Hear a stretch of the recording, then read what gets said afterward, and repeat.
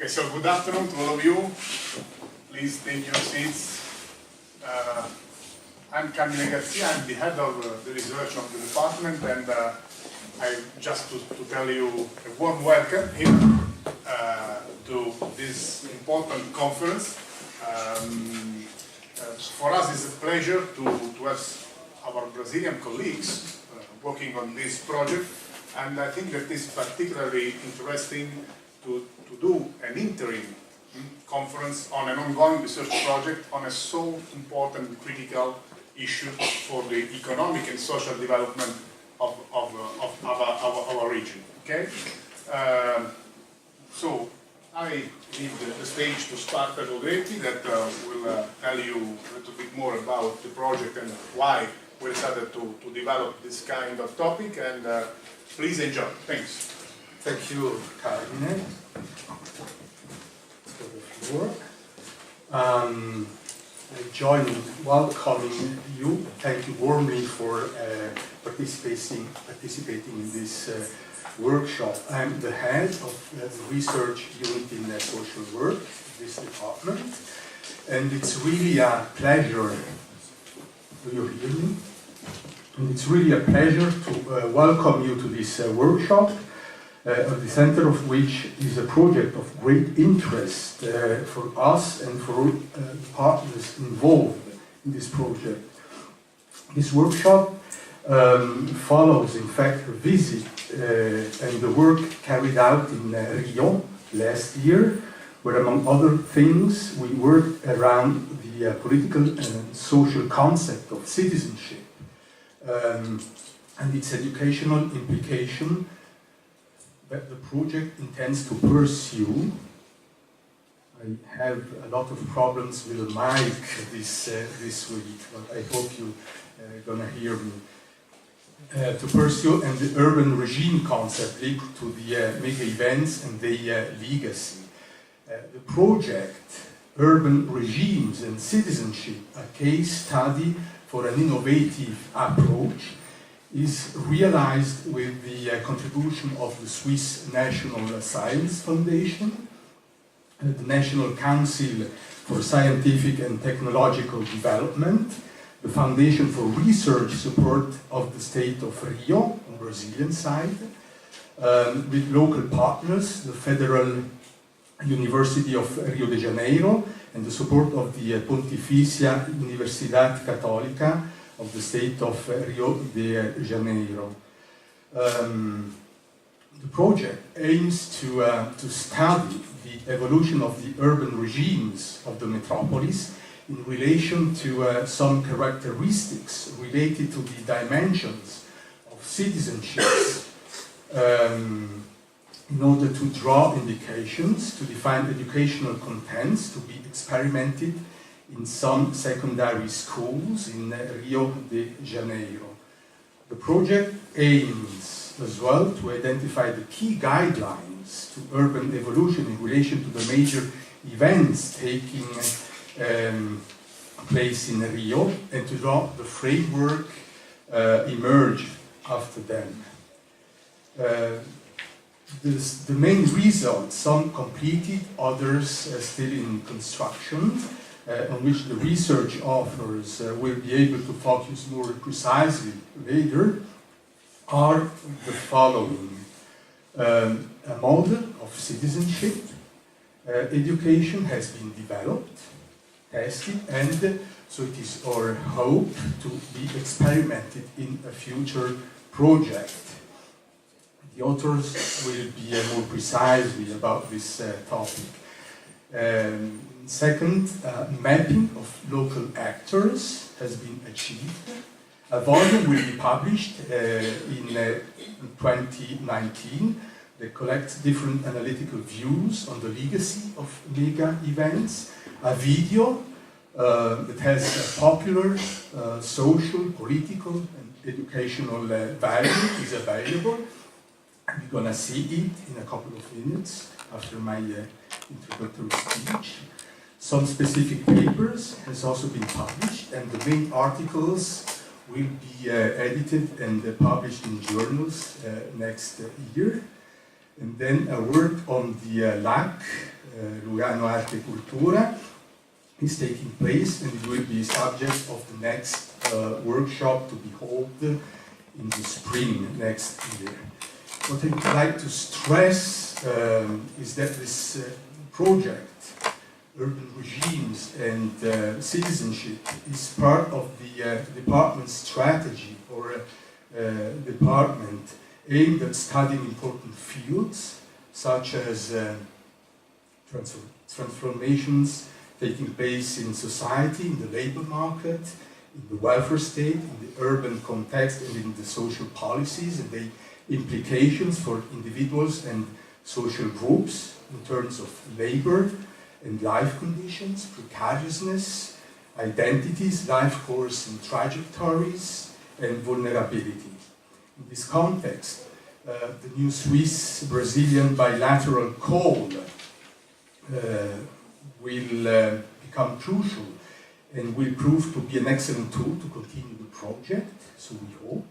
Albeit under a more specific key, it will tackle the following topic: citizenship education supported by ICT, reflection upon the social and political value of educating on a citizenship topic, deepening of the meaning of the modifications of urban settings, and the labor market. So the labor market, again, as a main driver of our research in our department. So I'm finished. Thank you for your attention, and give now the floor to the authors of the research, Filippo and Nicolò, I guess.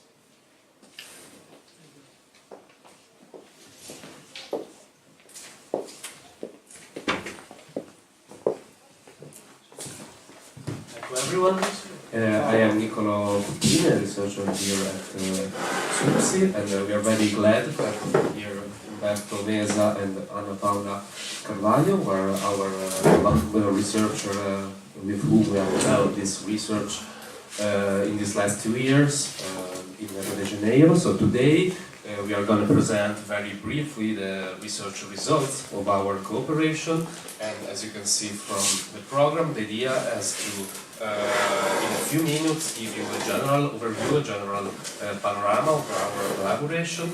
Then we will project a video that we realized in Rio, and it's a sort of educational video. And we are sure that it gives a taste of what the Rio de Janeiro social life is.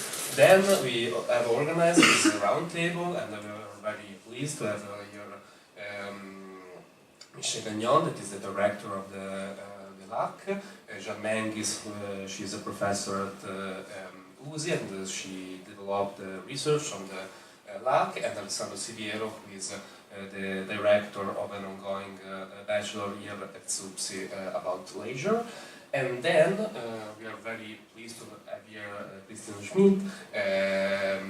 He is a very well-known professor of urban studies, and we asked him some suggestions about how is it possible today to compare different urban scenarios. You know, one of the main difficulties we had within and along this project has been how is it possible to compare such different scenarios as Lugano or Ticino and Rio de Janeiro. At the beginning it was like a crazy question, but at the end, and this is why we start to focus on the globalization processes rather than globalization as such, and we started to figure out how to focus on specific items, specific projects that somehow have a more general meaning, a more general rationality that somehow connects each city to globalization processes. So, very briefly, the concepts we have worked on is the concept of urban regime that basically aims to trace the decisional processes around which urban dynamics develop, around which urban processes go on. So we met the actors, the institutional actors, the social actors, the economic actors, that in the last decade have took decisions on the city's development. We are focused on citizenship, of course, focusing on it within an urban conception. So we are focused on this such conception, but Philippe was going to say something more on that. And then we are focused on Rio de Janeiro. Of course, in itself is not a concept, but we can take Rio as, if you want, an icon of the so-called southern, the global south metropolis. And this is one of the things that is at stake, I think, in doing global research today. So how to do global research and how to collaborate with researchers and with institutions of the global south. It's something that is not linear, that is not pre-given, so it's always at stake how to develop these such collaborations, and I think it has been a very important collaboration. Of course, we have had many difficulties, but at the same time we have developed positive cooperation. So, again, very briefly, we started to focus first of all on a genealogy of the contemporary condition of Rio de Janeiro. You know, Brazil has a very tumultuous history. In the 80s there was a dictatorship. In the 90s the economic situation somehow stabilized. Then there has been this powerful wave of progressive governance, and Rio de Janeiro have been somehow the window of Brazil to the world. It is one of the well-known cities in the world, even if Brazil has a very important history in terms of urbanization. The Brazil capital, Brasilia, is somehow an urban utopia. It was built in 1960, completely ex novo, so it was really a modernist ideal. There is São Paulo, a huge megalopolis of 20 million inhabitants, so even if Rio is not the only important city of Brazil, of course, at the same time it is a very important city because the government, the federal government, the local government, and the city's administration have invested on Rio as a global representative of Brazil. In the last 10 years there has been many global events in Rio, the Olympics, the World Cup, the Confederal Cup, which is something like the Europeo in Italy, and many others events that have really changed the shape, the social dynamic, the configuration of the city. So we have developed also a quantitative analysis of the metropolitan region of Rio. So you have to know that Rio City is only this part of this huge area, which is the metropolitan one, and we have developed these two indicators, in urban regime and the citizenship indicator. And as you can see from the different colors on the map, there are many differences between and among the metropolitan region as such. Then we developed a qualitative analysis. So last year I and mostly Umberto did many interviews to the most relevant actors in Rio that somehow have had a role in developing in the urban development. And at the end, we have decided to focus on the mega events, so how to connect these global trends with the local impact they have, and on the legacy of it.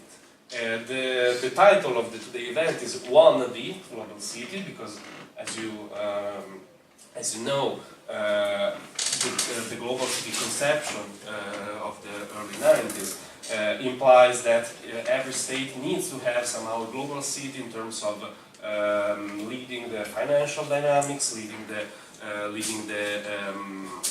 third sector dynamics at the global level. So Brazil tried to develop a global city in Rio, but somehow this project is failed, or at least is in a deep crisis today. So this is the wannabe, the flatus of being, but when we went there last year, we see on the ground how some historical dynamics of urban inequalities, of urban problematics in more general sense are still there. So this is what I needed to do, and okay. Thanks, Nicola, for the introduction. It was some ideas of about what we did, some first steps into what we achieved. I am Filippo Bignami. I am a senior researcher here in the department of in this department, and I am the coordinator of this project on Swiss level, on Swiss side. Of course, later on we will go through the project and the parts and so on. But actually, I think that it's better to fasten our step, since time is an issue, unfortunately.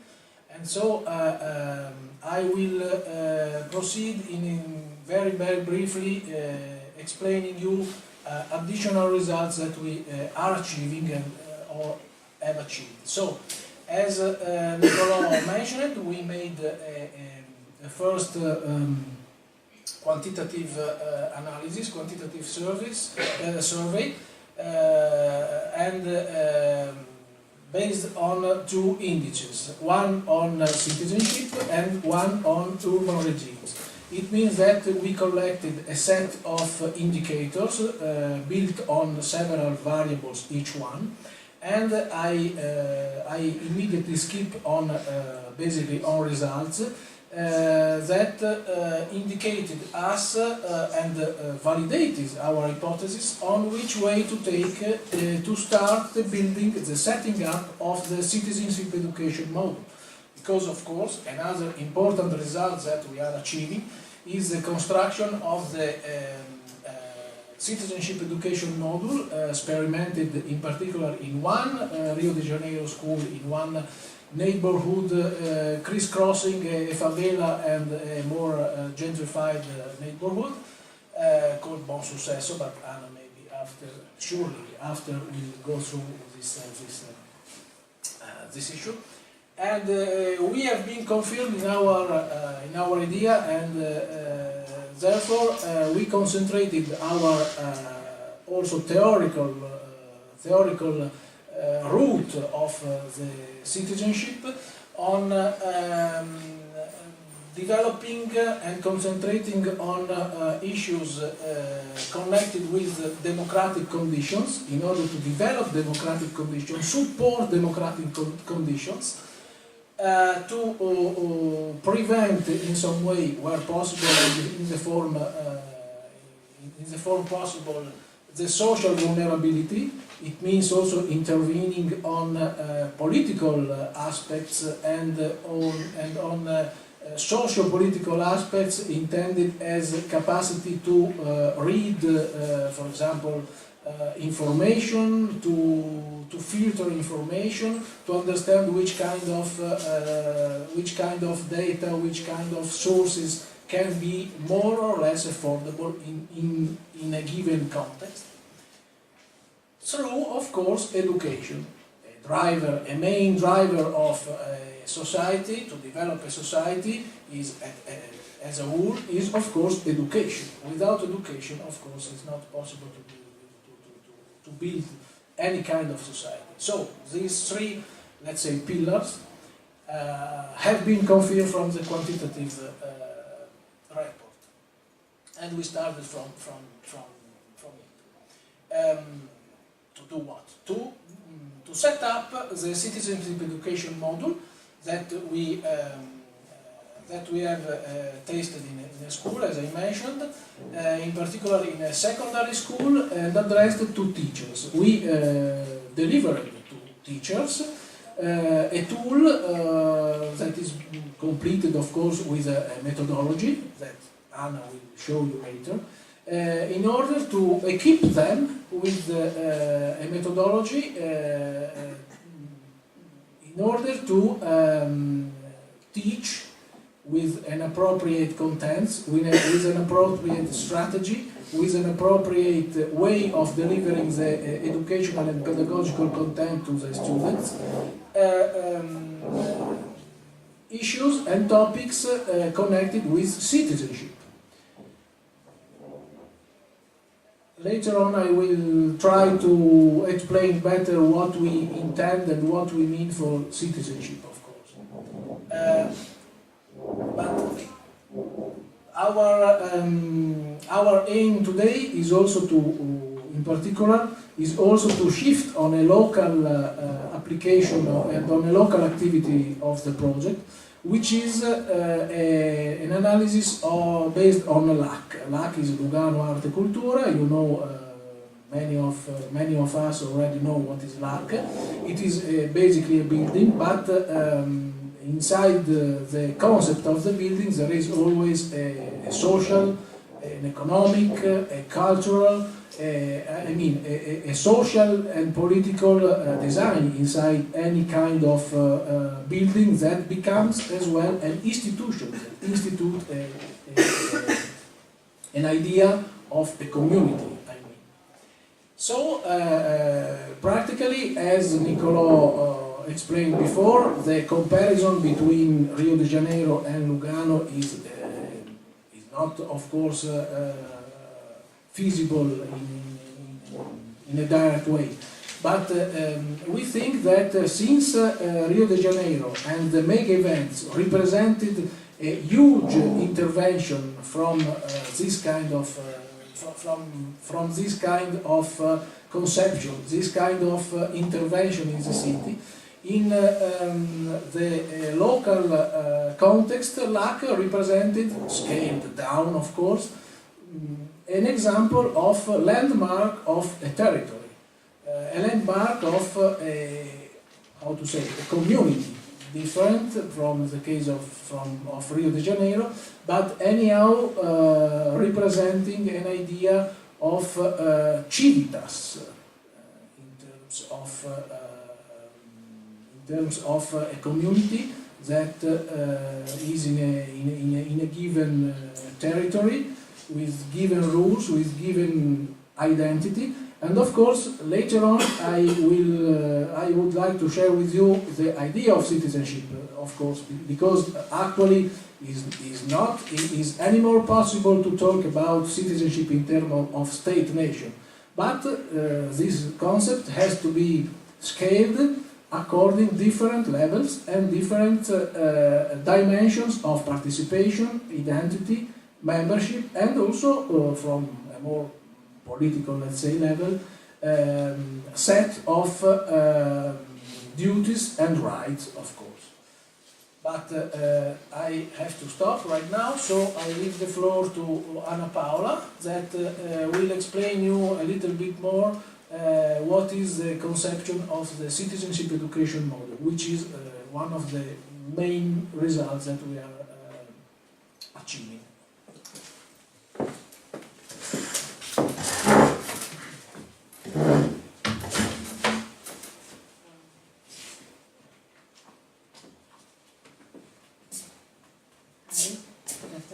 I'd like to thank you for the opportunity to be here explaining a little bit of what we did in Brazil, and thank my colleagues for the introduction.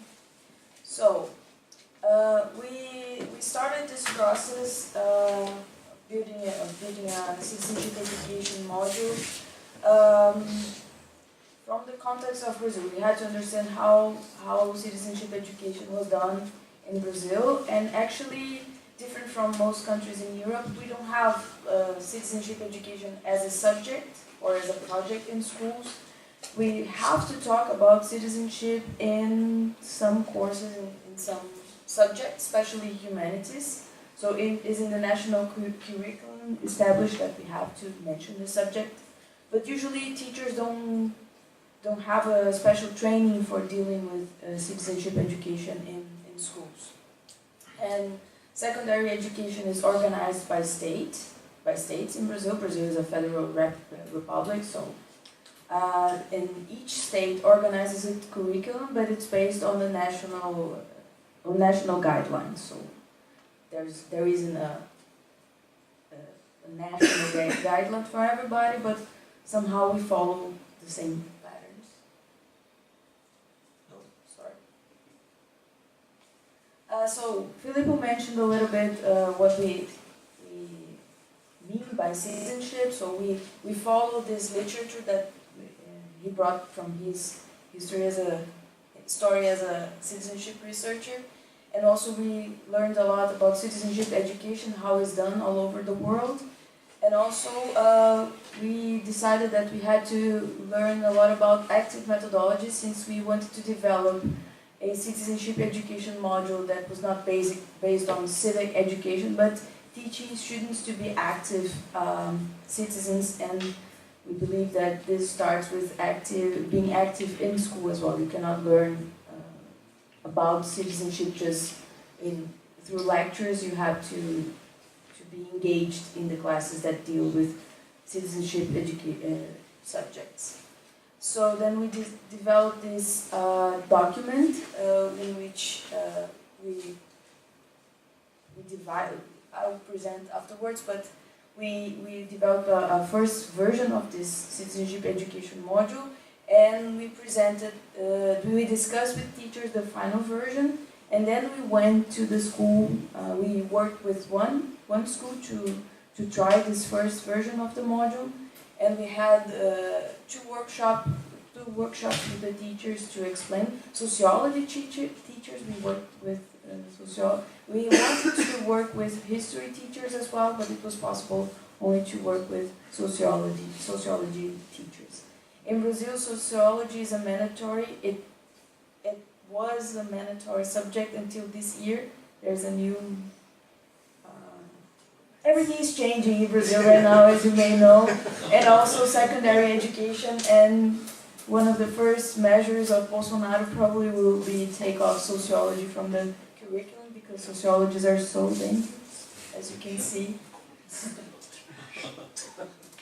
And the module is divided in 3 parts, each one structured in a brief introduction of the aim, learning objectives, contents in form of a list for each learning objective, and an example of implementation of it in a form of a debate or problem-based learning.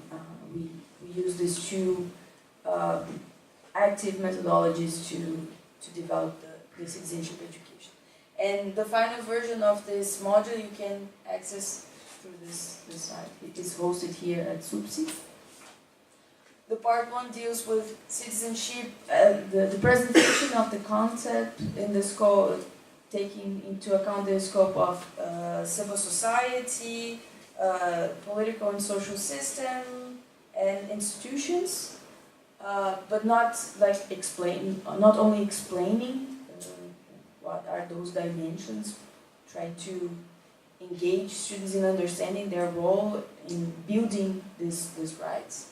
The context of citizenship, institutions, intergovernmental organizations, governance, accountability, and participation, and the city as a laboratory and pacer of citizenship.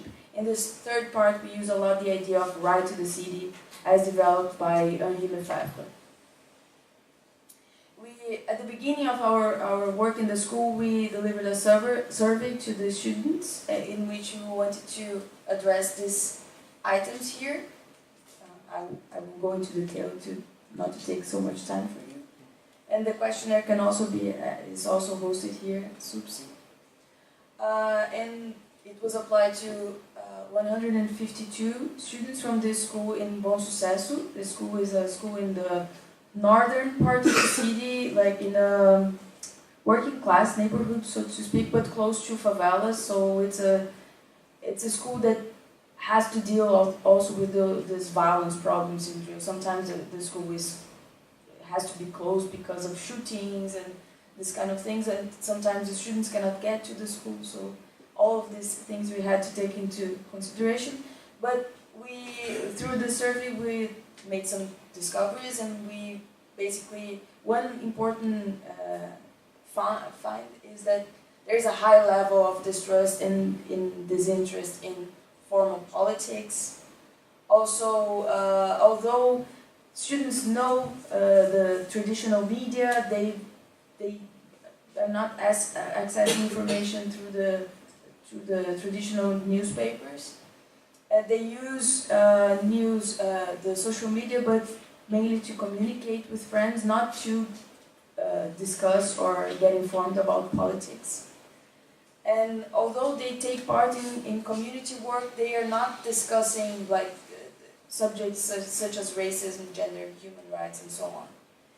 And the perception that they have about citizenship education in school, or how the school is dealing with citizenship, is that the subjects are somehow dealt with, but very few of them had information, for example, about the legislative process. There's a gap, for example, that we think that should be filled with the module. So I leave the floor to my colleague, Humberto Meza, and if you have any doubts afterwards, you can talk to me in the networking part of the event. Thank you very much.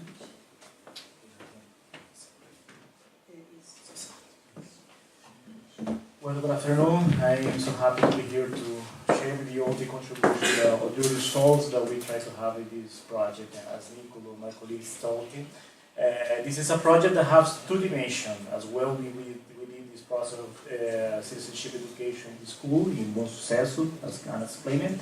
We also have this idea to make a qualitative research, trying to understand what is the modification of the urban process in Rio, especially after this decade of global events, as Nicolo explained. For example, you know, Rio has around 10 years of global event that started in 1997 with the Pan American Games, I think. And we also had in '92 the Echo. Yeah, we have Rio Plus 20. We have the Pope for the young movement, the world movement. Olympic Games, and well, 10 years of global events that modificate all the global configuration in the city of Rio.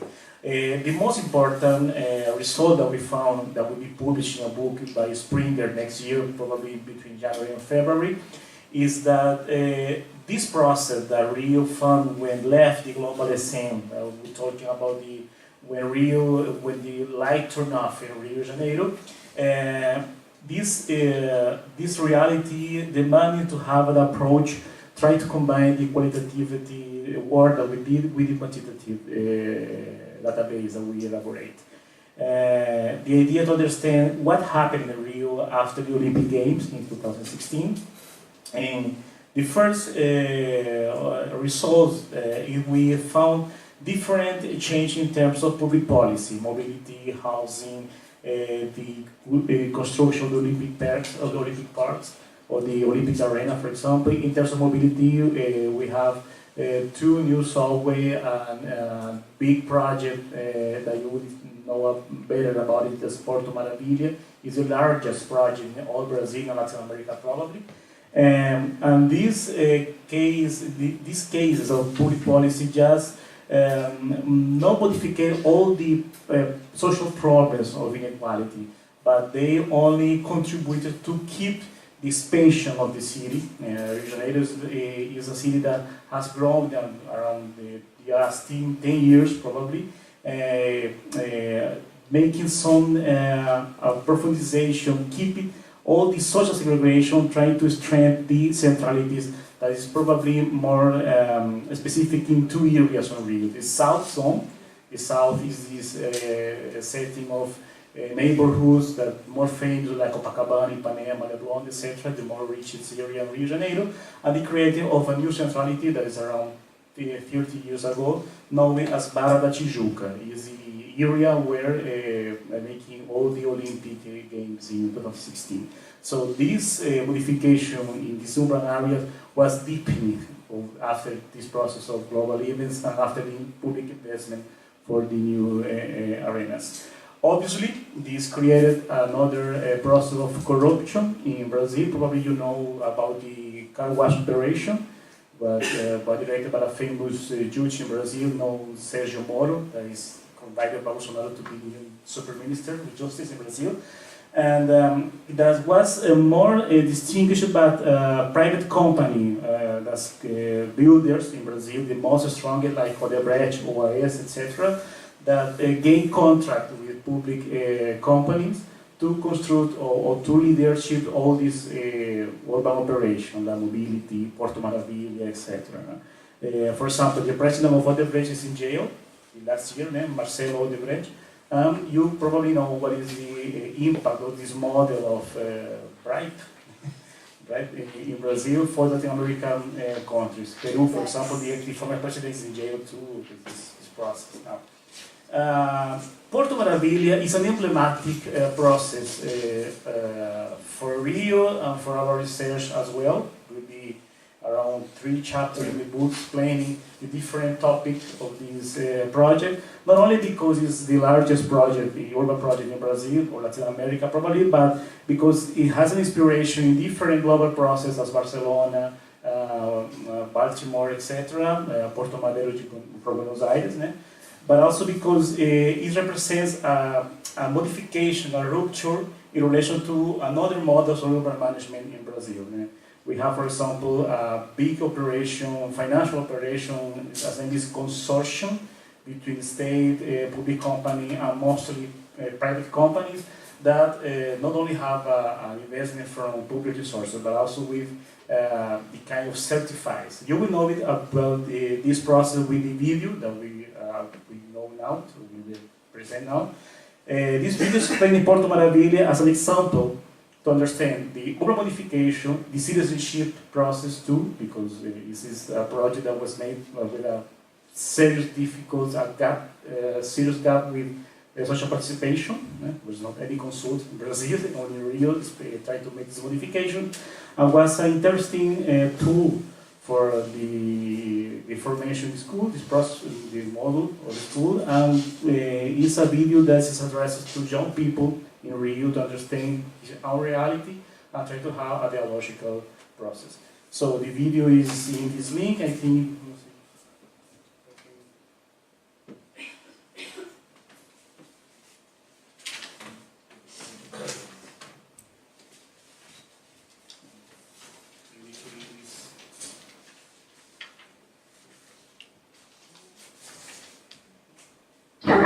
Privatização do espaço público.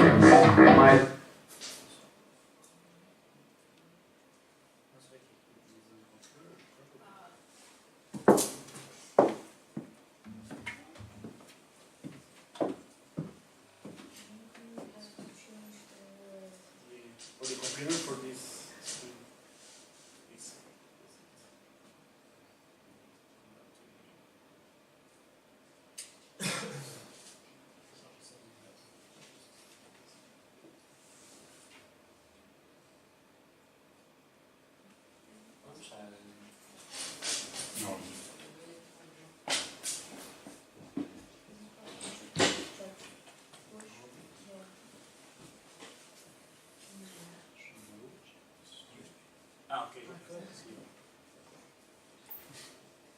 Let's go back to this slide.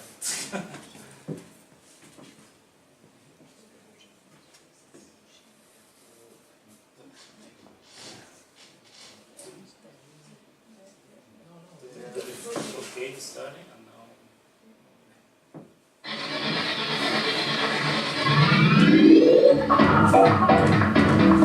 Revitalização, mobilidade urbana sustentável, privatização do espaço público.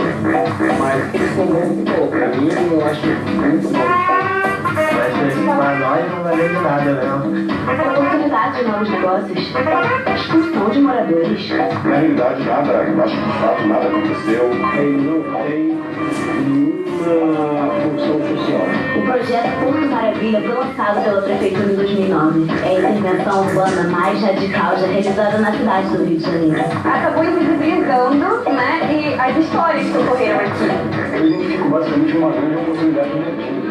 são 5 milhões de metros quadrados. Os bairros de Santo Cristo, Gamboa, Saúde, Trechos do Centro, Caju, Cidade Nova e São Cristóvão. A operação faz lembrar iniciativas como as do então prefeito Pereira Passos, no início do século XX. Só que torna-se extremamente atraente para as pessoas morarem. Mas já vi muita crítica de gente que nem sequer sabe onde vive ou entende para isso aqui, ou sequer veio dar um passeio. É um lugar que ficou mais bonito. O Porto Maravilha segue a tendência mundial de recuperação de grandes áreas urbanas abandonadas, como Buenos Aires, Barcelona, Baltimore e Hong Kong. É onde está a alma da cidade. A gente costuma brincar que maravilha pra quem, né? Desde o início, o processo vem sofrendo a existência de movimentos comunitários e sociais que vivem e atuam em uma região historicamente marcada pela presença de escravos, negros libertos e trabalhadores. Pra mim não valeu. Pra mim foi ótimo, tá? Muitas mudanças e polêmicas depois, personagens que viveram e vivem tantas transformações ainda perguntam: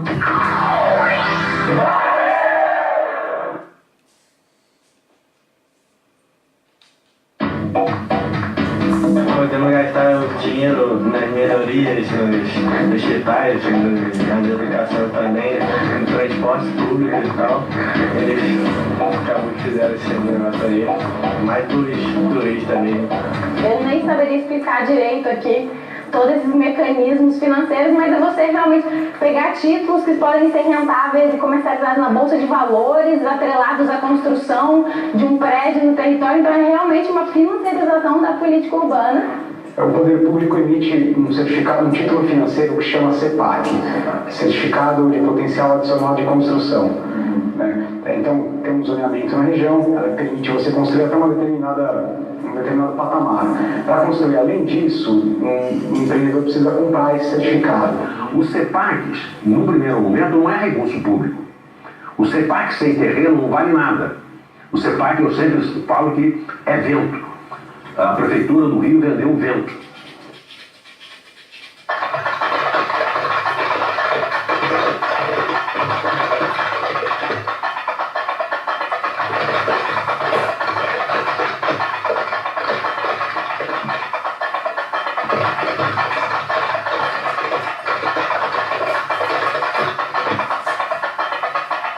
Muitas vezes a Prefeitura, o Governo do Estado, ou outros, ou inclusive o Governo Federal, precisam complementar alguns custos, que na prática a coisa não funciona como ela é propagandeada no discurso. Em outubro de 2017, a Prefeitura autorizou a SEDURP a pegar um empréstimo de 200 milhões para fazer os pagamentos à concessionária Porto Novo, responsável pela manutenção da área. Os pagamentos estavam interrompidos desde julho. Foi uma obra que gastaram muito com ela, e agora? Vai ficar aí abandonando, se acabando, então vai ter, cara.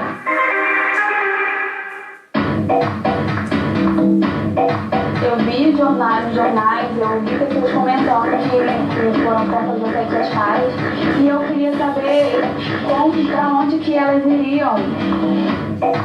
No caso específico das remoções, das pessoas que foram tiradas da sua casa, enfim, existe uma confusão muito grande com a obra do Porto Maravilha em si, da SEDURP, com as obras do Morar Carioca, que essa sim, no Morro da Providência, que são coisas distintas. O Morar Carioca é um projeto de urbanização que começou pouco antes do projeto Porto Maravilha, responsável pela construção do teleférico. Um processo muito obscuro, o que seria feito, por que teleférico, por que plano inclinado. Então, aquilo é apresentado para a população como uma coisa que seria ótima para eles e que ou eles aceitam ou eles vão perder essa oportunidade. Então, quando a prefeitura veio, ela falou que ela queria fazer um centro esportivo em um lugar que eles iam remover aqui embaixo. Eles queriam tirar de cara 300 casas da Pedra Lisa, que é uma parte do morro na central, e a justificativa era a área de risco. Teve uma decisão judicial de desembargador proibindo as remoções. E a obra parou e o resultado foi nefasto para todo mundo. Acabou gerando um transtorno que afetou o próprio poder municipal, a iniciativa privada e, lamentavelmente, mais triste ainda, os moradores. No caso do Porto Maravilha, por exemplo, a gente não vê no começo do projeto, alguma meta relacionada à produção de habitação de interesse social. Eu costumo dizer que quem levantou essa bandeira, já sabendo que esse déficit de moradia, né, de pessoas que estão em situação de rua, pessoas que não têm a sua moradia digna, foram as ocupações.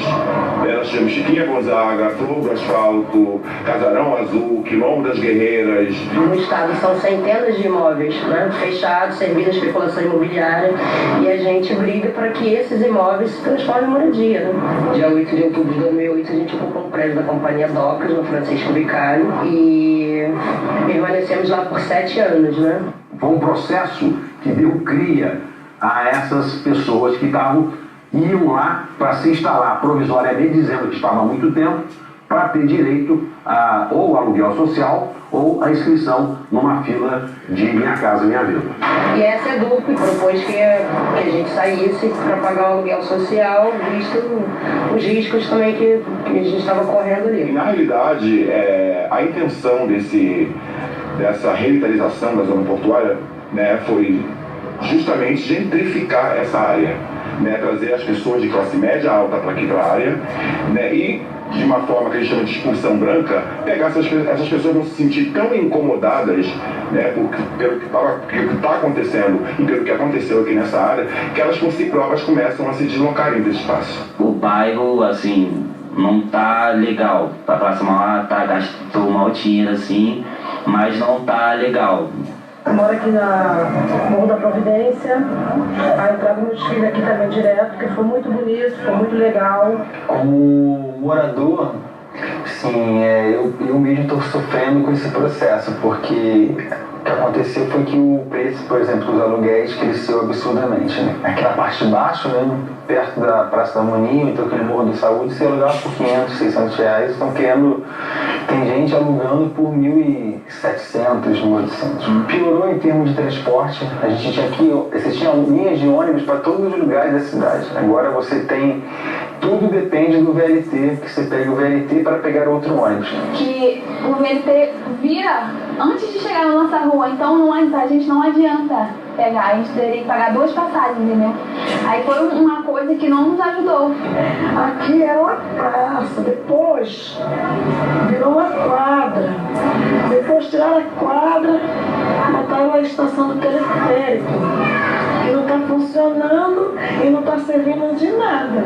Eu trabalhava na loja do meu padrasto, lá perto, no teleférico. Depois do fechamento do teleférico, diminuiu a quantidade de pessoas que entravam lá. Agora deu uma diminuída tanto no fluxo das pessoas quanto nas vendas.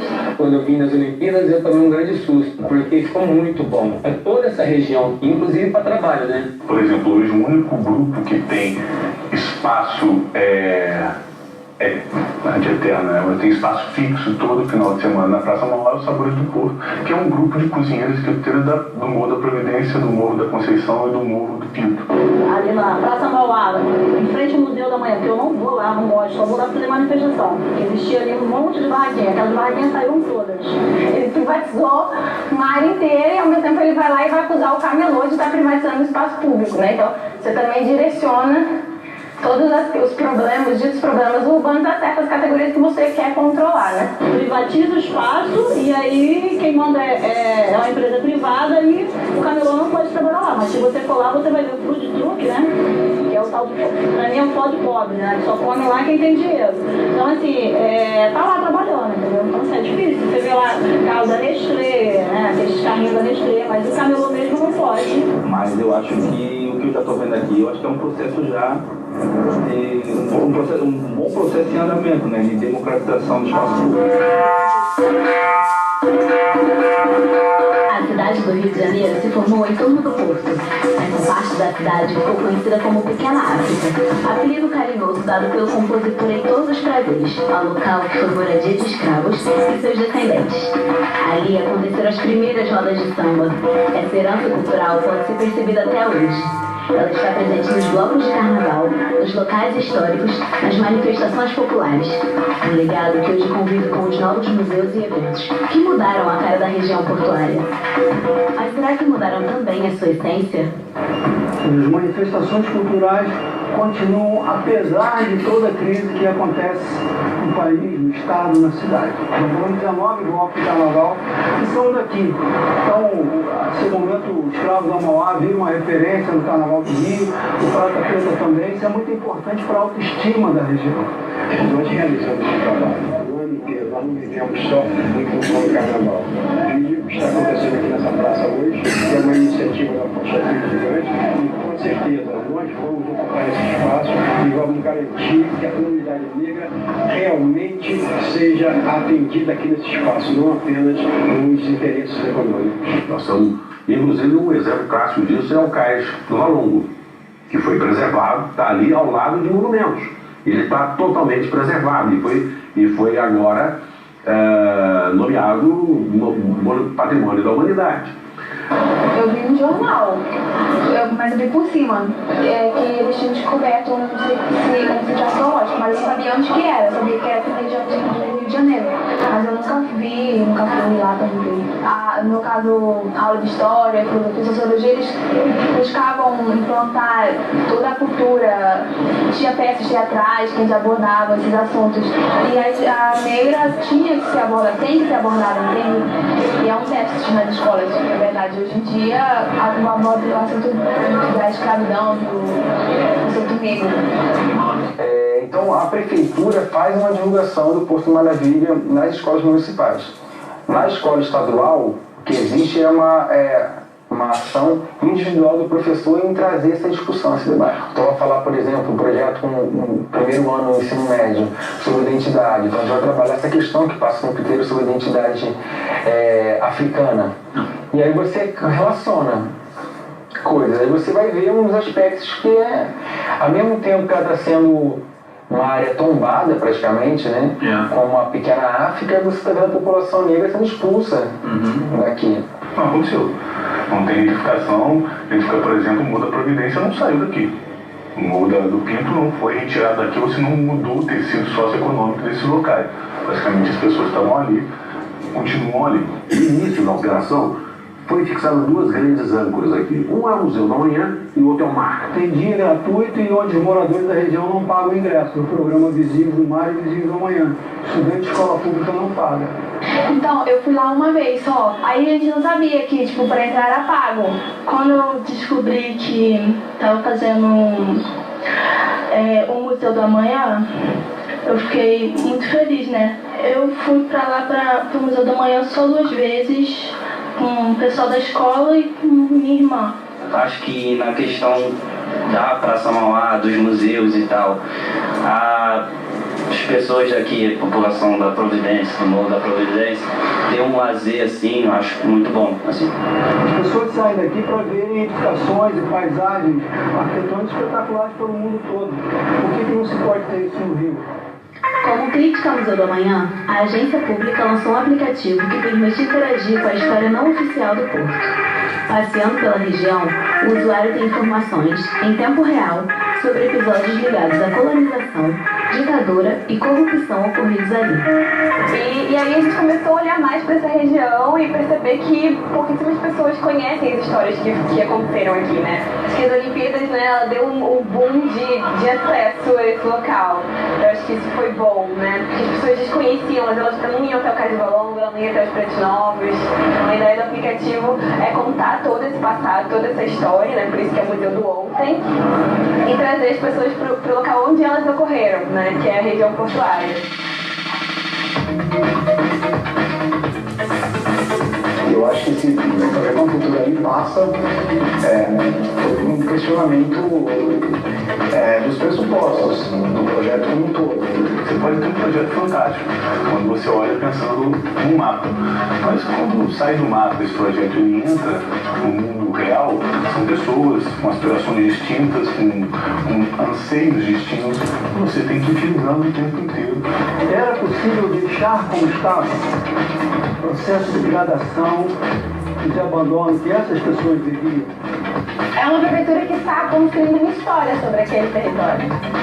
Ela está tanto reinventando a história daquele território quanto criando, né, uma projeção futura para essa área. Estou esperando até hoje o legado das Olimpíadas, né? Aquilo ali é um legado melhorar das Olimpíadas? Pra quem? Pra quê? Eu não preciso trocar as pessoas para melhorar a condição. Eu tenho que melhorar a condição de vida das pessoas, mesmo que a longo prazo. O que poderia melhorar é se houvesse uma resistência forte. Houvessem movimentos comunitários que estivessem lutando contra esse processo. Que ele fosse feito de uma outra forma. A população tem que se dispor a querer. Não, e tipo, tem que querer mudar, né? Porque o grande problema não é só do Rio de Janeiro, não, é todo o Brasil que as pessoas se conformam com o que tem. E eu acho que isso deveria mudar.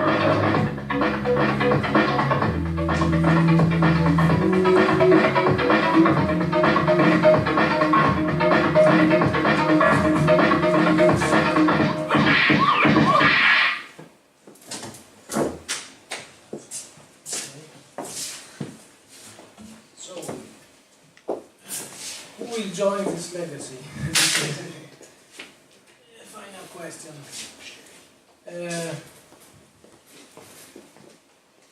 For going on, I would invite for the round table Anna. O isolamento de uma das atrizes mais queridas e mais bonitas do Brasil. Há 4 anos, Ana Pavarotti trocou os holofotes pela... Please, if you want to join us in the round table, Anna, Michel Gagnon, Jeanne Menghis, and Alessandro Siviero.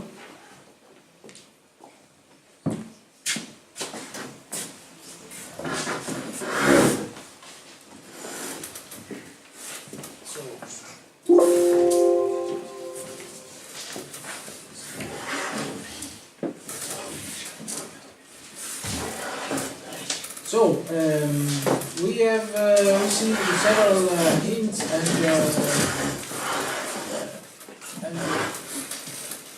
stimulations to think about what is the meaning, what is the consideration, what is the, let's say, impact of a building or in the case of Rio de Janeiro, a series of building, a series of intervention in a neighborhood that shape, that impact, that influence a certain area, the city where it is realized, a neighborhood in a different scale, or in some cases also a whole country, as in the case of Rio de Janeiro and the huge interventions that we saw. So, I would like to start stimulating with some questions and asking you an answer. Of course, time is an issue, so it's better if we are able to reduce the time. But I will skip my thought and my introduction on the concept of citizenship, but basically I would like to share with you just this little hint. Citizenship actually is not confined in the Westphalian model of citizenship based on the nation state is any more valid. Now is necessary to read citizenship through other paradigms, through other levels of interpretations, and also through new dimensions. One of them is to overcome borders, because several theories, I don't explain you in details, but several theories meet the consideration that the borders are not anymore significant for considering a citizenship in terms of participation, because mobility influences it, and it makes no sense to identify a participation in a specific territory, in a specific locus, but goes through the specific locus. And of course, basing from this very simple and trivial consideration, citizenship has to be enriched from new dimensions, is acceptable the idea that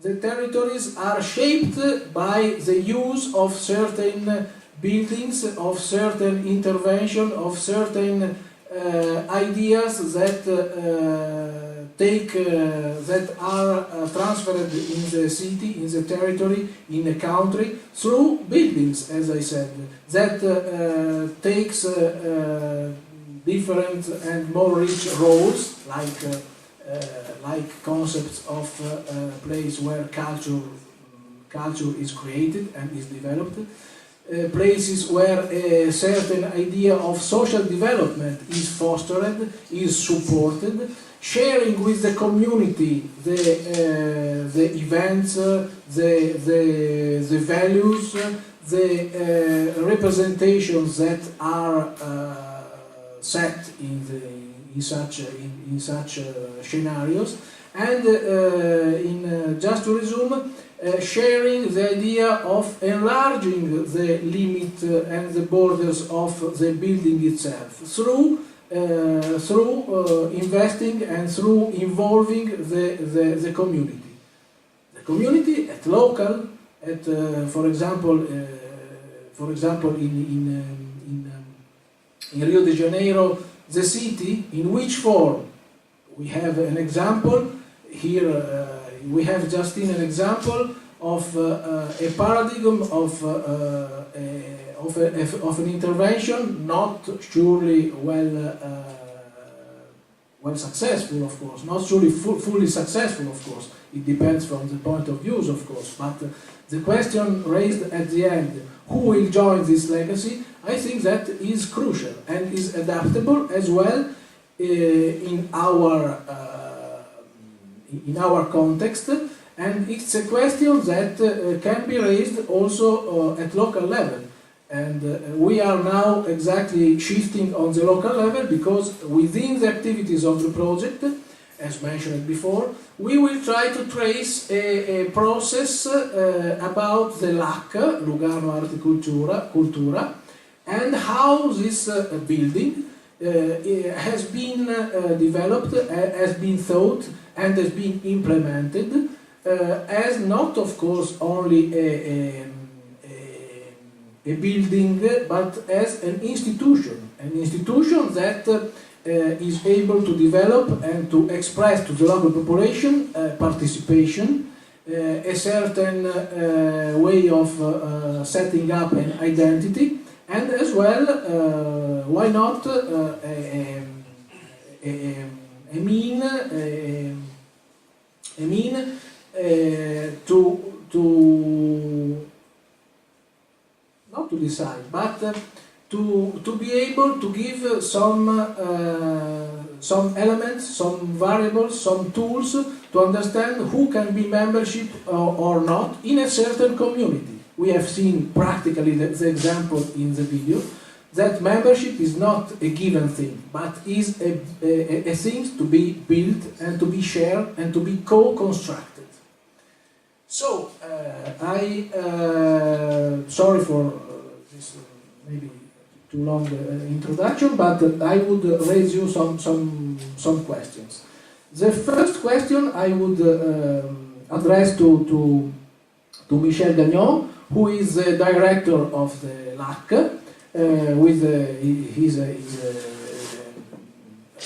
he can present himself, of course, but he has a wide experience in managing this kind of structures, this kind of institution, and so I would ask him to make a short thought about what is the meaning of the lake, what are the drivers to develop the lake concept towards the city, towards the community. I mean, which are the main drivers that he is going to use, to adopt, to pursue, to reach this goal? Well, the drivers or the value?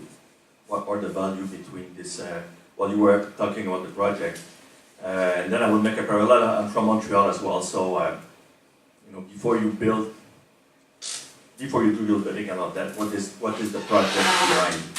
So as for LAC, as for Lugano, before I arrived, I spoke a lot to the politicians to understand what was their project.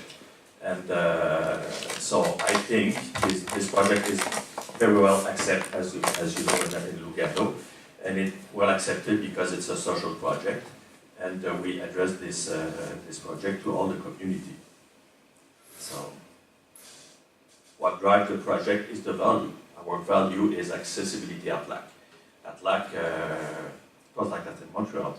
I mean, it's more than a theater, it's more than a museum, it's a place to meet, it's a place, it's a center, that's the center of the city, and we do activities, we speak to everybody, we speak with the children, we speak to the expert of music. So this place is a cultural and a social project. And every time we have a project, we did an opera in September, we always have in mind how can we address this project to the public and to the society in Lugano.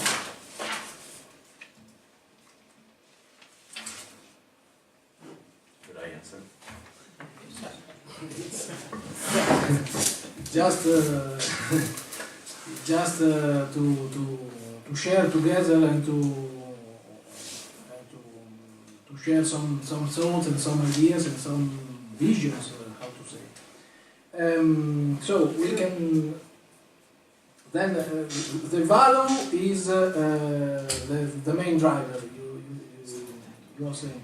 So I would say I would address to Jean Menges, who is the director of the Institute for Marketing and Communication Management, and we exchanged some ideas some months ago on the process that was at the base of the LAC, in particular the interaction with key actors, the process of organization of the whole percourse that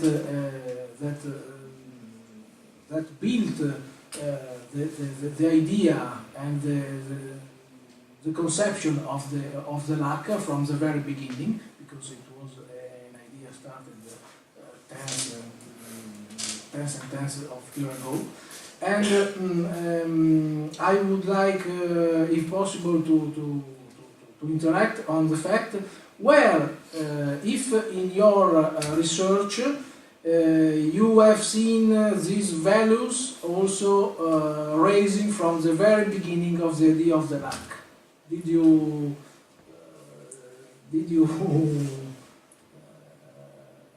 you see these values as inspirator of the LAC idea?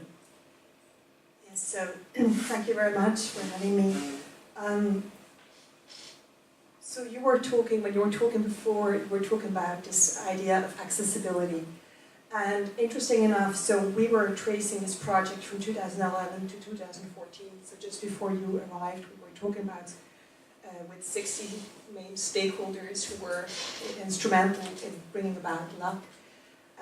And so we were also talking to the architects, and so for him in the original project, accessibility was hugely important. So the idea, for example, that the ground floor would be permeable, would be open to the public, would be, that the idea that it would be open 24/7. I know he had to make important concessions on the matter.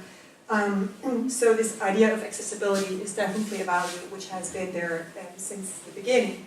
However, I would like to point out that when you have to, what is one thing to have a plan about a project, and then you have to make it work.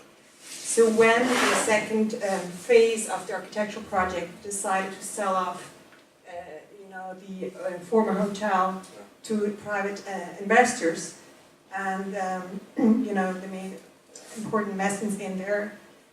For example, the problem of the square, the piazza, became a huge problem. So, for example, the initial idea of the restaurant, we traced 152 contractual amendments, so changes to the original plan. We tried to understand how the original idea changed, even when constructing the building. And so you could see, for example, the restaurant, which was the original plan for the piazza, Then they built above the hall. They built a new plan for the restaurant, which then got transformed in a sala multiuso, which is a typical thing you do when you don't know what to do with a particular place. And so then, it got abandoned, and then the thing was built, and everybody said, hey, what about the restaurant, And so then, you had this kind of box with Gabai in there. And so clearly this idea of a meeting place had to make concessions, importantly, because obviously, the people who came in, the private investors, didn't have particular interest in being disturbed in the evening. So I think what you always see with these big projects is that there are multiple concerns, and that they reshape the building while it's done, and also it's an open process. So even you can see also in the video quite nicely that some people say, well, what is it worth for us, right? And so you saw there were issues of economic value, civic value, historical value, domestic value. So multiple concerns which pull the project in multiple directions. And so some of the values are still there. They have taken on different forms. You have to make important compromises, I think. Other ones are less so. So for example, one of the things which made the project of LAC win out of the other 100 projects, I think, were roughly, was the idea that it would create a different green lung to the city, which would be, like in dialogue with the Bappucciani. And so this idea of the park was really sacrificed, in my view, when,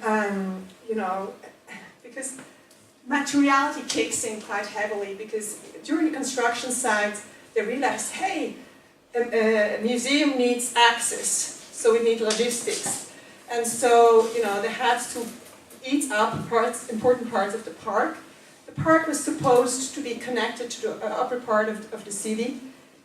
This project, which would have cost an additional 1 million, which for a project of 200 million is not particularly a lot, in my understanding, but it was sacrificed. So the connection to the upper part of the city was not built, and so clearly it's the cul-de-sac, where you don't really pass by, and it's really hidden behind the building. So I think the idea of the green lung, which was an important part of the urbanistic project, was sacrificed.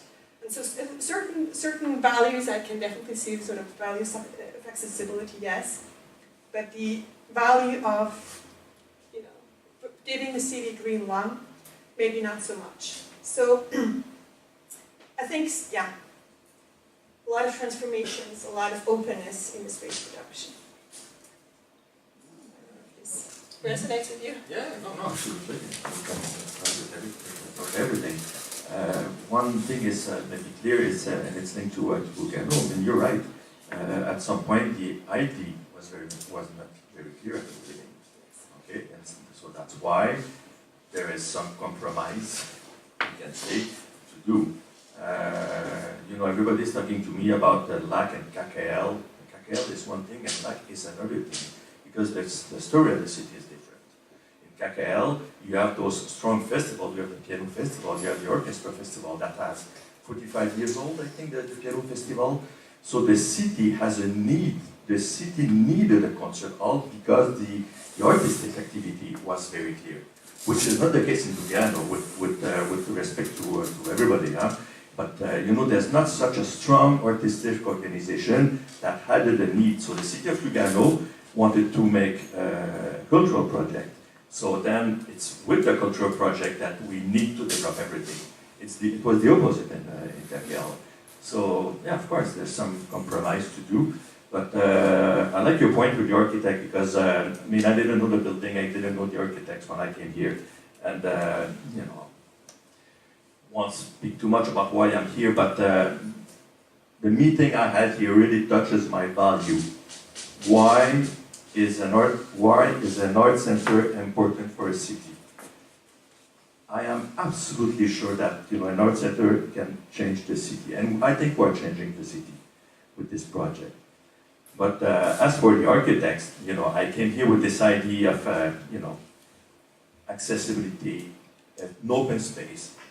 And first thing I saw was this hall with Ivano Cianola, and I think it's a symbol of this cultural project. So yeah, it's true that everything was not clear at the beginning, but then on the other hand, sometimes it's nice to have a place to play, and I think there's a very nice thing to discover in the next years in this project.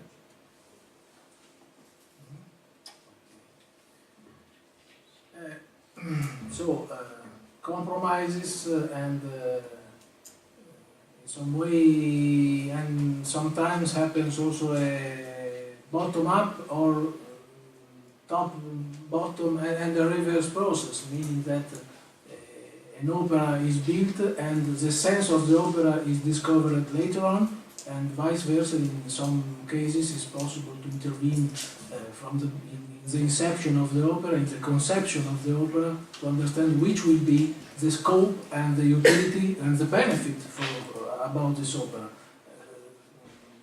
Sorry to repeat, but it seems to me very impressive and full of power the question who will benefit from this legacy. Anna, what can you scale maybe an example that you maybe had the way to grasp about the lack in a limited perimeter in a small city? Can you trace maybe a comparison or a similitude in Rio de Janeiro about this kind of values, about this kind of process of building, of sense building? So it seemed to me that the LAC was thought as an urban tool to revitalize the city in some aspects, and also a way to promote more integration. And not... Maybe they're not listening. No. Here? Okay. So it seemed to me that from the beginning there were these core values from the part of the project, and then bringing you to direct the LAC, and so. And it does seem a quite different process, for example, from two important art centers in Rio that were built in this whole process of mega events and the building of a global city. I would cite the example of the City of Arts, that was at the beginning the City of Music, and also the Museum of Tomorrow. Unfortunately, in those cases I see that the architecture as a tool to marketing was more important than anything else. Like, they brought two architects to build those two buildings, and they were not connected to the urban environment. You see that, well, of course it's a matter of architectural taste, but you see that the Museum of Tomorrow doesn't offer the city much in terms of making people feel at home or feel it's something that it's detached from. It's more like an advertising potential was more important than feeling good in that part of the city. It was not the potential of bringing life to that square was not brought by this project. And being a museum of tomorrow in a place where you have so much history and a difficult history to deal with, which is the slavery past of Brazil, like, we abandoned this possibility. So I agree with you that an art center can change a city. Unfortunately, we lost these opportunities with those two big venues, those two big equipments that were intent to advertise and to look good in the picture, and even the square in front of Museum of Tomorrow, there were a lot of trees on that square. They were all cut off in order to show the architecture to everybody else, so to look good in the pamphlets, in the advertising of the city. Of course, they have a lot of things happen now in Museum of Tomorrow, so we see the public debates taking place there, and it's a place of easy access, so in this sense can promote some sort of citizen potential. And also it brought attention to that part of the city, which is important, but I don't think that we have the same process of, like this long process of thinking, of discussing with the community. It's very interesting to know what happened behind closed doors with your speech. Tells us a lot about what happens in the process. And in our process, very few people were consulted, especially the community didn't have a say, and we didn't even the architecture or the architect was brought without it was a, how do I say, encomenda? There wasn't not a lot of architects proposed they called that architect. Huh? No, they called that architect specifically, so there wasn't a debate about which kind of environment we would build that there. It was we bring this piece, this specific architect to build this piece of art to this place. And so I think we lost the opportunity. It's something that it seems that you didn't lose here, although the green lung is not developing this full potential, but at least created some debate. There we didn't have the debate. Can I answer? Okay, right. The building is not the first thing. You know, now the cities want those superstar architect because they want symbol of their city, like symbol of that. It's a good thing to do because the city needs to attract the tourists and all of that.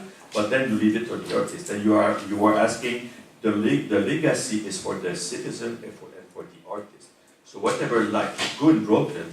I mean, Brooklyn, there's not really a theater, but artists went there, and they.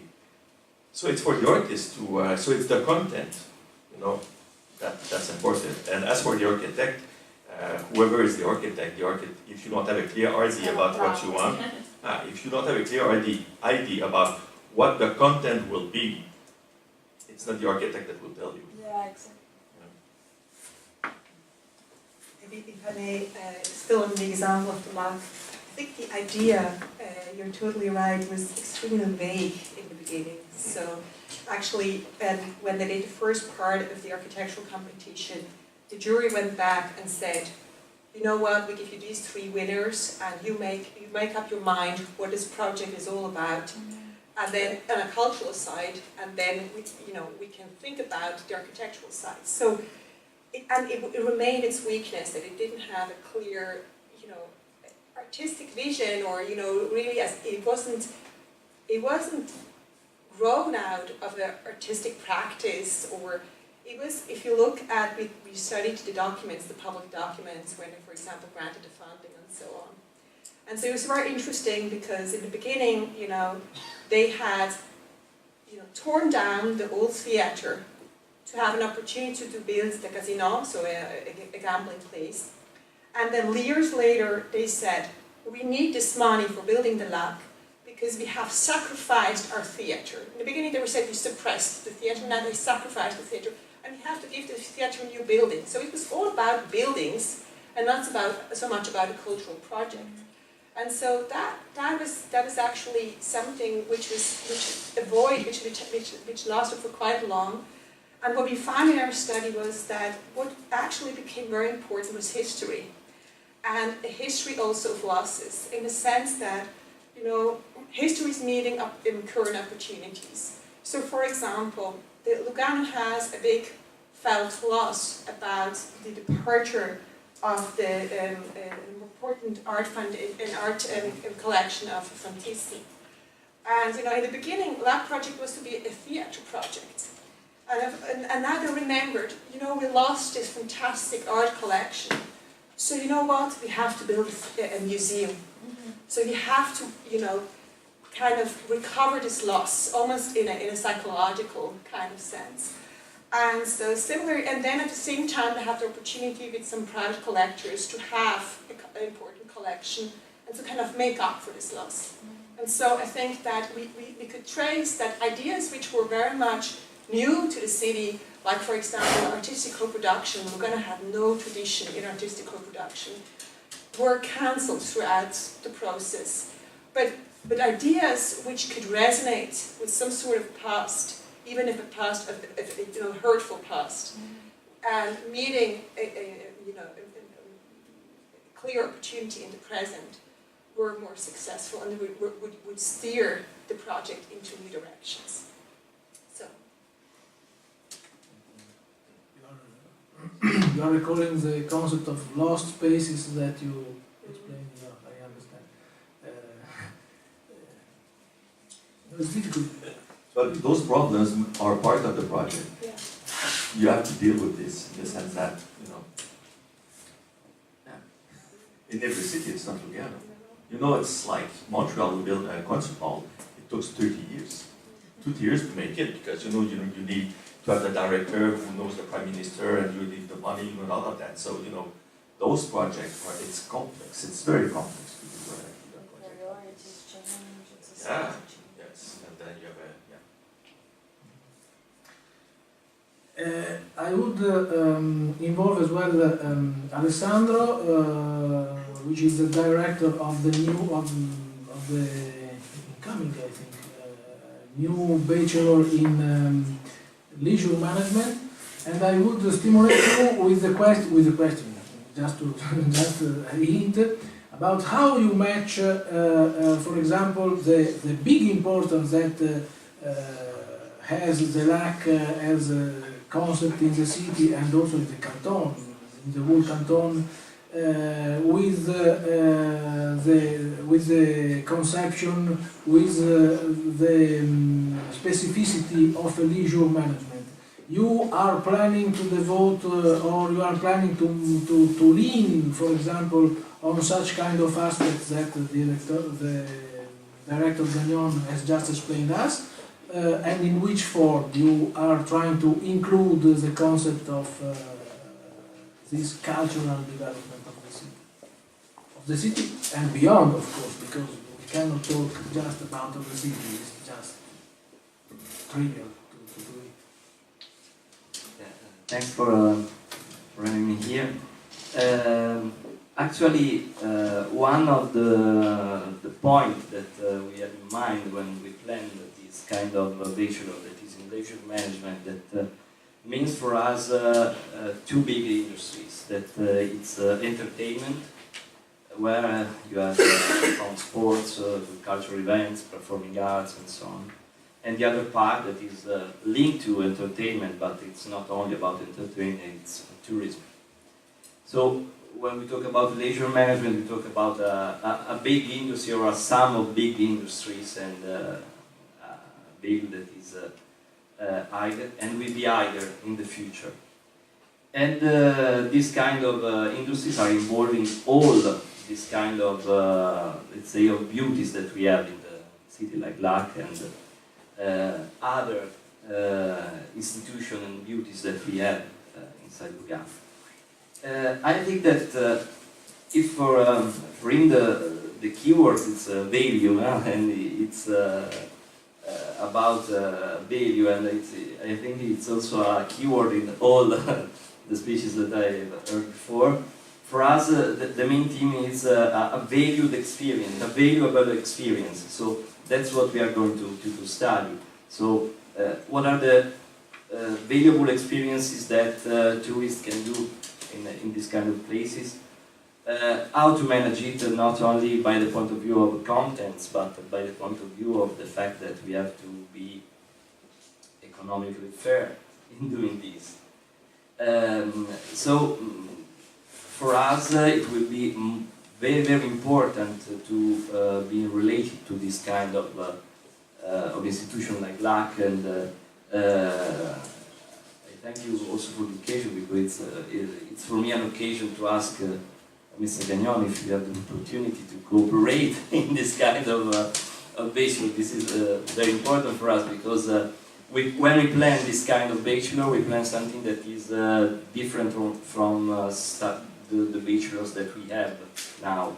Because first of all, we planned English language teaching and a course that will be a bachelor that will be lived more in English than in Italian, to give also this kind of competence to our students. The other part is the internships that we'd like to promote not only in Ticino but also outside Ticino, and this will be a strong part of our bachelor, because this part will be the most important, because students will have the opportunity not only to experience and work and so on, but to understand by the different point of view of the system what is leisure management and what is and the meaning of managing a performing execution or a museum or something similar. So when we planned this, the key word was how to create this valuable experience and how to be related to the city, but also to the city by the point of view not only of the citizens but also for the tourists or other people that want to be engaged by the city.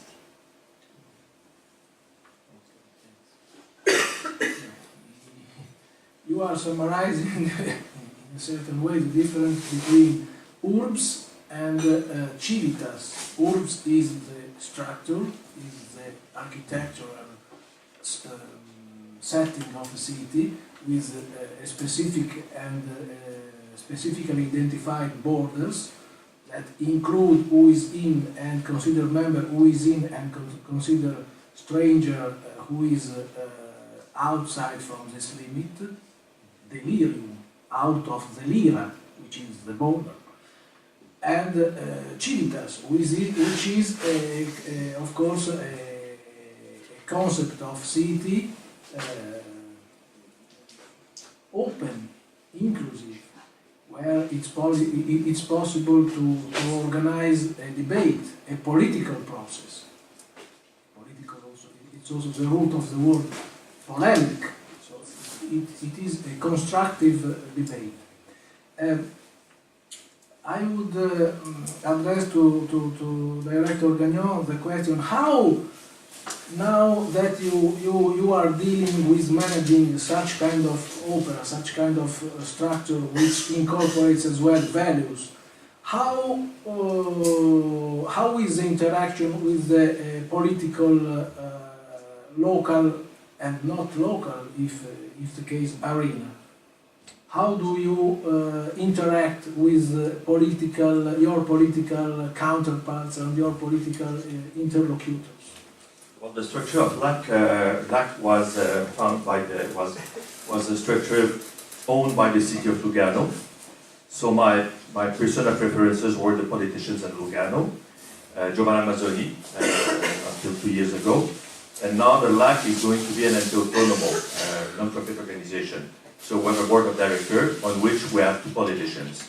So we have a mandate from the city of Lugano, and we have the money we have to to operate the building, which is about the total budget of LAC is it's 40% from the city. The money is 40% from the city of Lugano. So my relation with the politician, I'm here in Lugano to execute the mandate that the politicians are giving to the LAC. And my interaction with them is to helping them to make clearer and clearer the mandate that we are doing at LAC.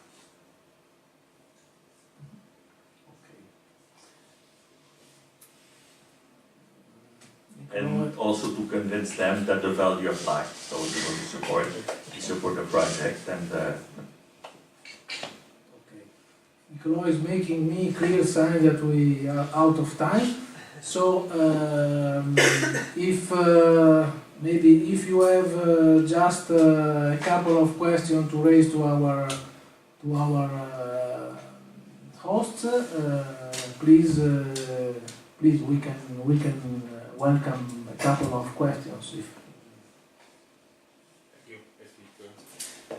In the video we heard of project with very strong impacts on the individual perception of of identity by the population. And the opinions expressed were very different, contradiction the one to the other. So the impression is that something got wrong in the accountability process, especially to the population. And my question is, which is also valid for a smaller context like Lugano, how much accountability is really needed and on which dimension? More on the value of the project, on the impact on the project, or on other dimensions?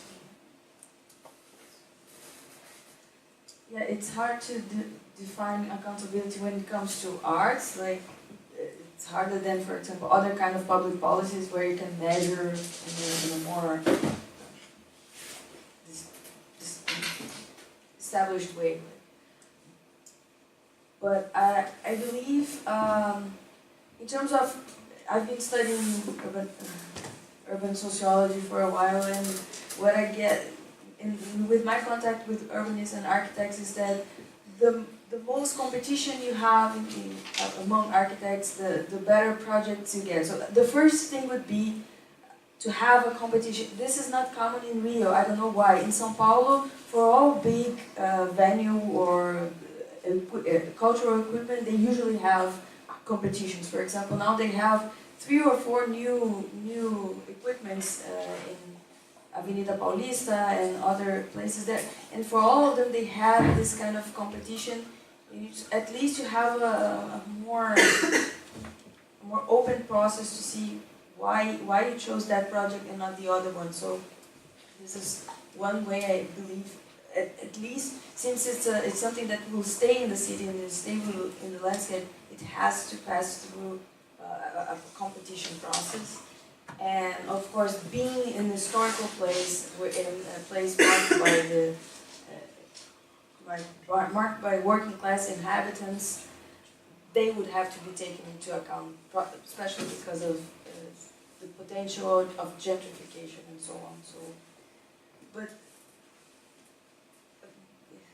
for me, the competition among projects is one way to not have. To produce a better environment, to produce, since architecture is something that you cannot change, you cannot move, it's hard to, but again, like consulting the population for the process, and not thinking about, of course, again, tourism is important, but the advertisement potential of a project should not be in the first place. Well, I think the art center needs to be first addressed to the citizen and the artist of the community. And as for the tourist, it's a piece, but they are all of her of the city.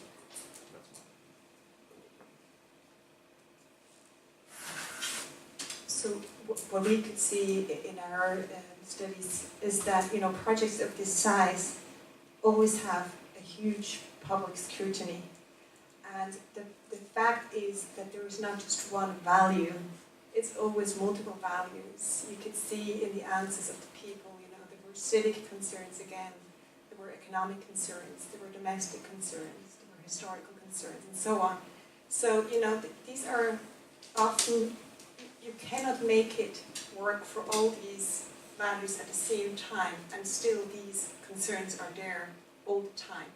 So, you know, these multiple accountabilities is something that you will always have to juggle, and whatever decision he is making, you know, maybe it's good for in a cultural and inspirational value, but then again, it might be, you know, too artistic and, you know, not talking to the citizens, and so, you know, the civic value is not that great. So, you know, I think it's very important to keep in mind these are multiple values all the time. And so that makes the work very difficult.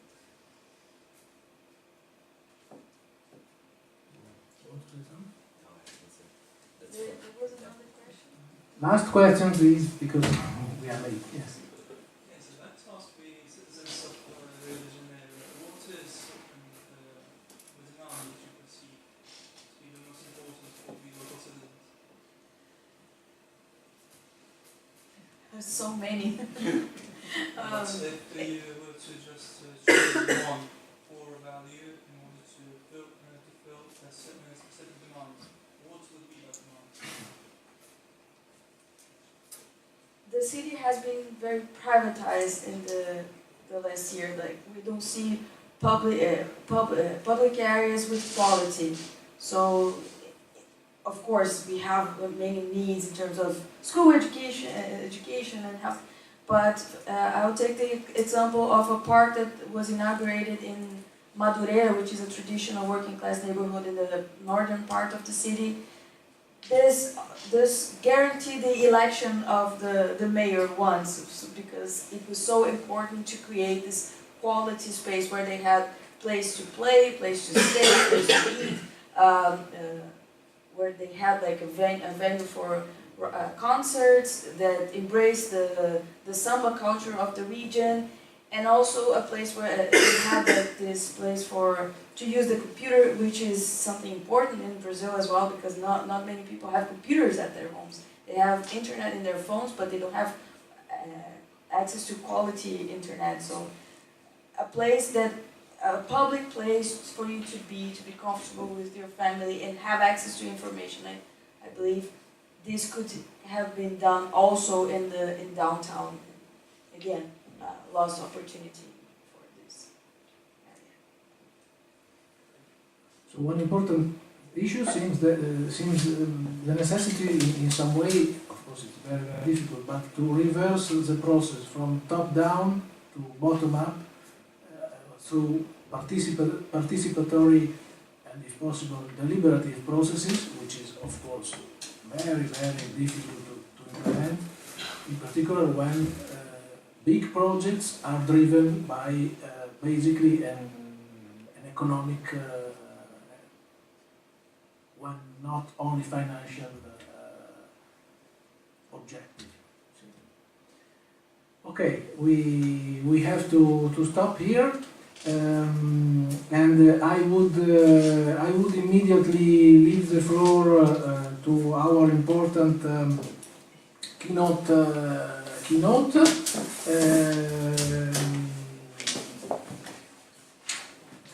Which will be briefly introduced by Nicolò Schmidt, who will help us in understanding how to compare so different realities and so different urban settings. Thank you.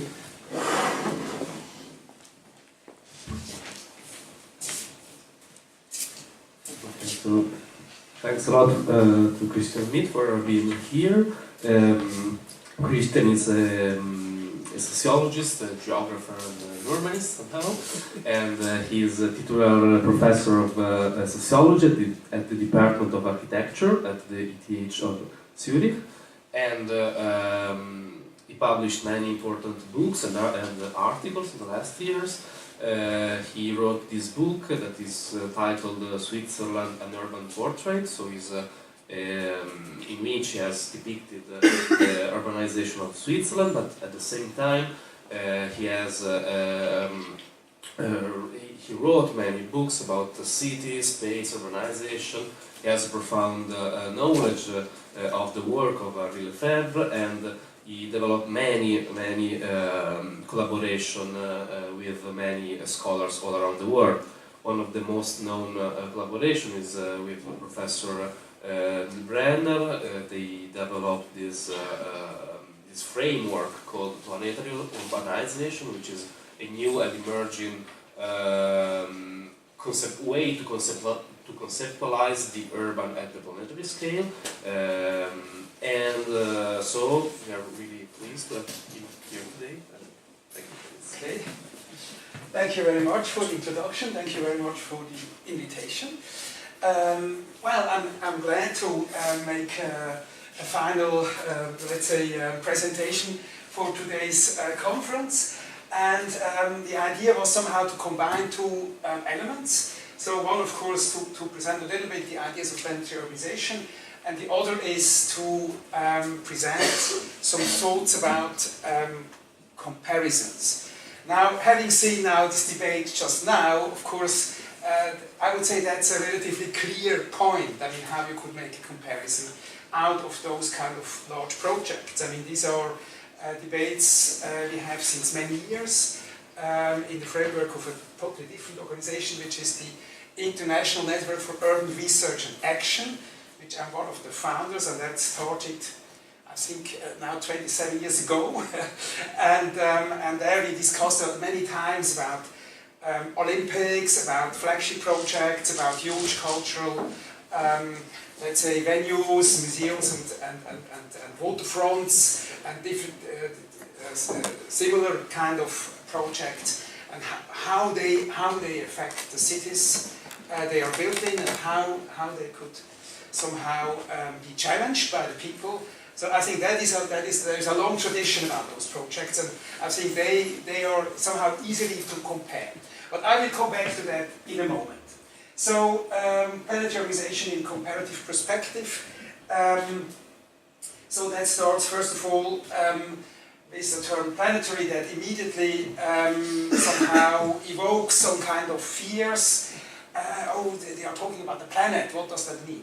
So I start now with one of the points that led us to this kind of question, and this is maybe for you unexpected, the post-colonial term.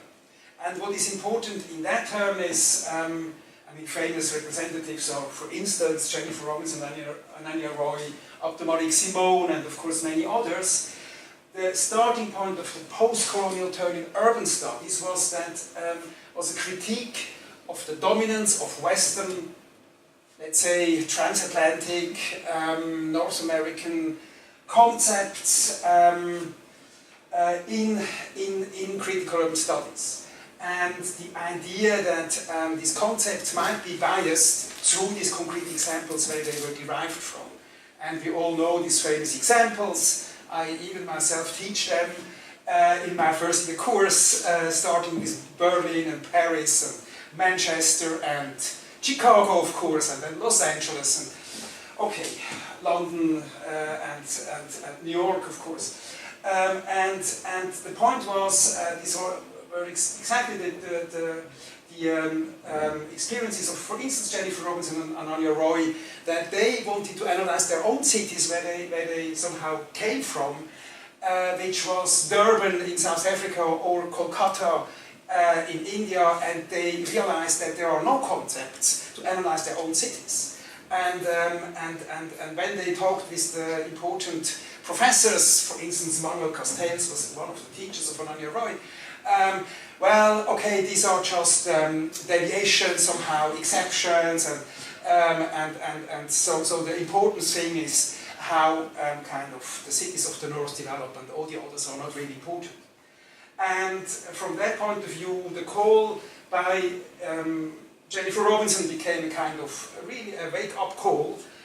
Ordinary cities, so please take every city in the world as an important origin and place where you can start with theorizing the urban and urbanization processes. So why is it always Chicago and Los Angeles? Why this debate? It could be Durban, it could be Kolkata, it could be Lugano, of course. I mean, we in our own work at ETH Studio Basel, where I work together with, so this the Swiss portrait was realized in ETH Studio Basel, and with some quite famous architects, Jacques Herzog, Pierre Demeron, Marcel Marie and Roger Dine, so we had a kind of a research unit, and there we, after having finished the Swiss portrait, we worked on a project that we called specificity, and we looked at the question, actually I have the book with me, I have to give it around after that, where we discussed about the question, so why inevitably each city or each urban region has its own specificity, and how this somehow is linked to general processes that are shaping the world. Now in that project we started actually with Naples, and so Naples is a wonderful example to start study cities for many reasons. But the point here is that so this is a call that I think is really key, so that we somehow have to decenter kind of our urban studies. And so with planetary urbanization, this is exactly what we want to promote, is a decentering of analytical perspectives on the urban. And here we went even one step further, and we said that urbanization, this is of course on the tracks of Henri Lefebvre's famous thesis about the complete urbanization of society. So we had the point that we looked at many places how they urbanize. For instance, the Brazilian Amazon, where quite some, I think, very brave scholars are working and studying urbanization processes in the midst of the Amazon.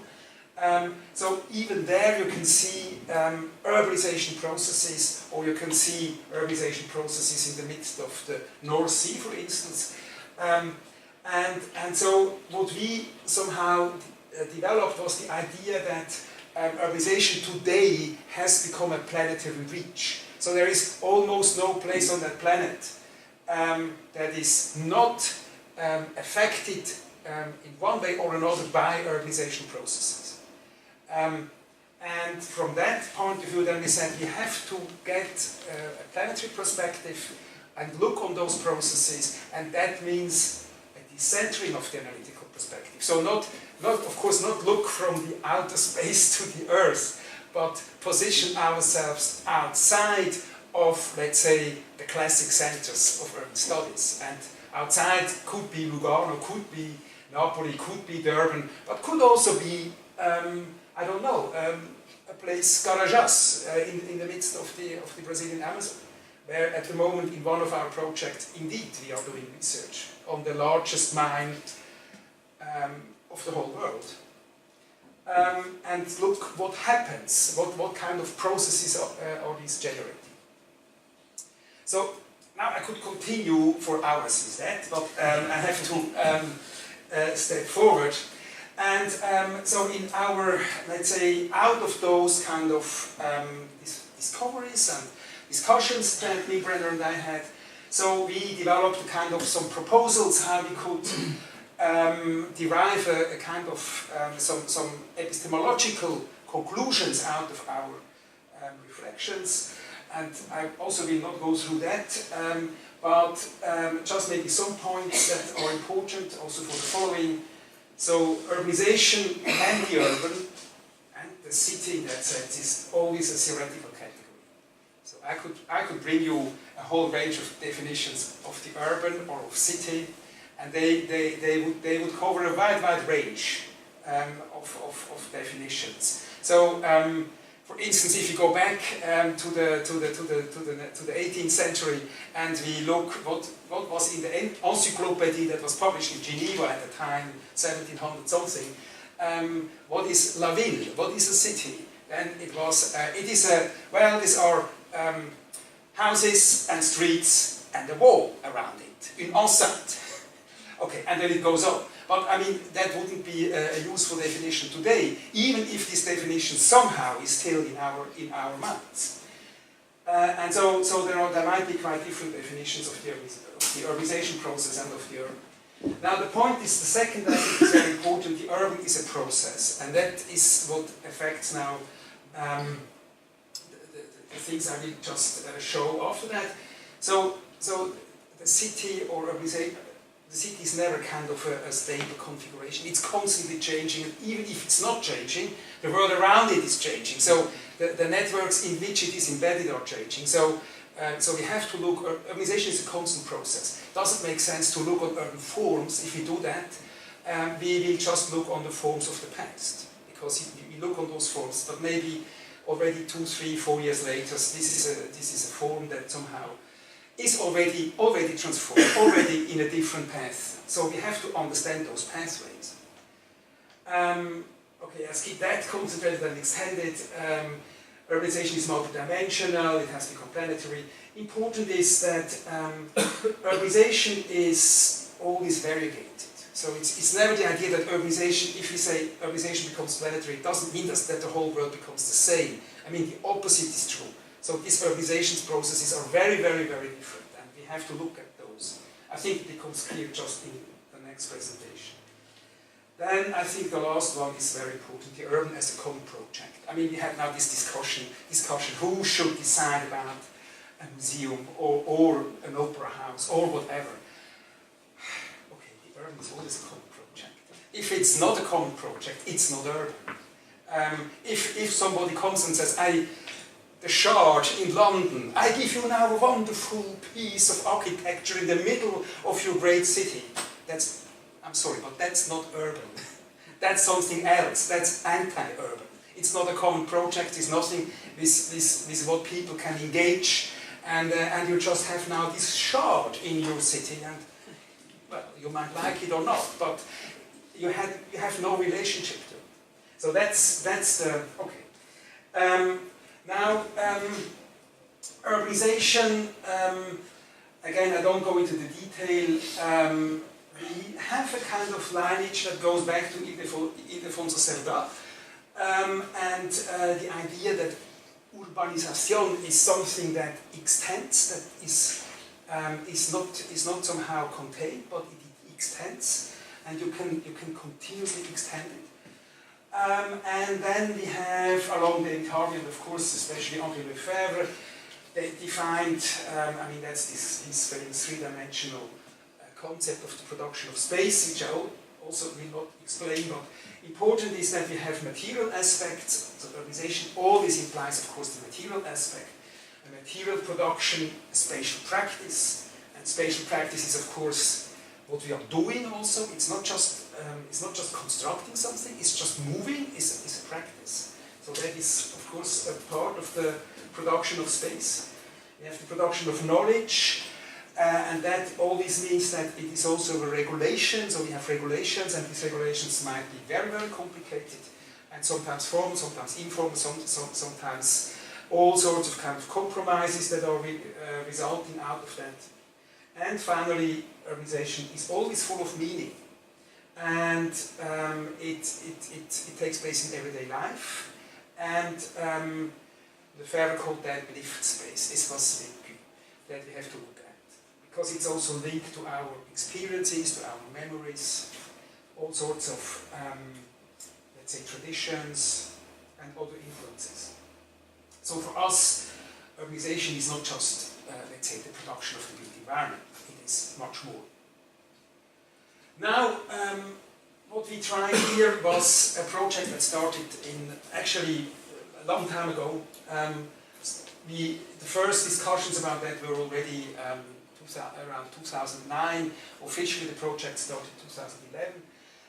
It was a project of the Future Cities Laboratory Singapore, which is something where ETH is part of it, the Department of Architecture is part of that. It's a collaboration with the National Science Foundation of Singapore. And they gave us, it was a lucky moment because it was a moment where they gave us a great freedom in defining our projects, which is usually not the case. So here, I suddenly could realize a project that was quite unusual. And the point was that the idea was to compare 8 large metropolitan areas, and not the smallest as you see, and to try to understand what are contemporary urbanization processes shaping these spaces. And I had, as you have seen, there were a range of researchers. Some of them most of them were doctoral students who made their PhDs on those cities, to postdoc researchers. And we tried to find out, so how can we understand urbanization processes that are shaping these cities? The result is, the first paper is out, the others are still in the making, but that's somehow let's say the big summary, and so what I tell now is somehow written down there. Now the point is, if you look at urbanization processes, the question is, okay, first of all, what is that? But second then, so what is, what is the kind of offer of urbanization processes that we have in the literature? And so, without going into details, we have processes like, the most. So this is the trio, the famous trio. So suburbanization, gentrification, informal urbanism, or urban informality, as the three most used kind of let's say terms or concepts for urbanization processes. There are others, but the problem of those is that they are very broad. So if you go and you analyze gentrification and you look at the most recent books, all over the show you find gentrification. Suburbanization is in the meanwhile everything without some inner city areas, all the rest are suburbs in certain definitions. And informal urbanism is also in the meantime not very clear anymore what it really means. So what we see here is a lack of specificity. So these are very general, very generic concepts. And we found that if we want to analyze the urban development of our world, then we need a much more detailed vocabulary of urbanization. And so we used our 8 case studies to develop some new concepts for urbanization processes. Now, comparative strategies, I mean, there are quite some texts about it. I think Jennifer Robinson is still the, let's say, most thorough thinker on comparative strategies, and she wrote a whole range of texts about it, and will soon publish a book about that. And I mean, in very general terms, she says comparative strategies are thinking through elsewhere. So thinking Lugano through Sao Paulo or through Rio de Janeiro is a valid kind of way to do it, and the other way around too. So it's a kind of confrontation of different experiences, and Robinson is relatively radical in her approach. She says you could also try to compare the uncommensurable, so the uncomparable, and still take a lot of advantages out of that comparison. Because comparison is a kind of epistemological tool that helps you to see much clearer what the specificities are of your specific case study or also of your specific question. Then she makes a big differentiation between genetic comparisons. So how are different urban outcomes produced? So genetic, so here you analyze the genesis. That could be, for instance, that you look on big projects and compare big projects around the globe and think about so what kind of outcomes are they producing and what are the conditions, and so learn about that. And then generative comparisons is bringing different cases in conversation with each other, and this is what we did. So you look at different cases and you bring them into conversation with each other, and you somehow trace connections, and you try to detect also similarities. And that can become a means really for concept generation, and for us it was even an instrument for theory construction, so we went even further. So for us it was even something where we tried to construct theoretical insights into those urbanization processes. Now, how did we do that? And here we developed a certain method of mapping, and the starting point was mapping. So you have a huge urban area, and you start with mapping. And I mean, I can't again go into the details, but this here is a photograph from Havana. And you don't see the face, but that's me. And I was in. That was a project where it all started, and it was a moment where I realized the possibilities that you have in mapping. So the point was, we had a workshop in Havana, and we wanted to find out more about let's say the urban configurations, about the actual situation that is present in Havana.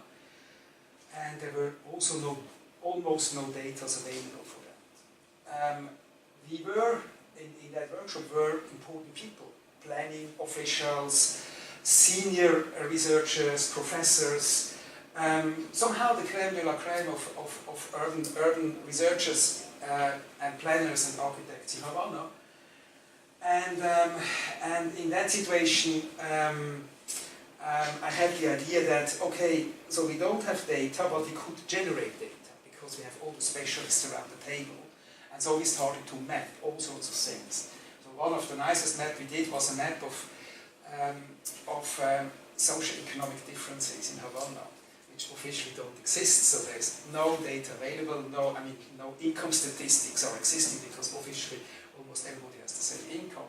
But of course, this is not true, because there are other sources of income, and they are quite unequally distributed over the territory of Havana. And so they made a map of Havana, and with 4 categories, so low, medium, high, and very high. And it was quite a precise map, I would say, because they know which city very well, their city very well. And so it was possible. So I realized it's possible to work with what people know and to somehow use this synthetic knowledge to try to understand even very large spaces. Then, of course,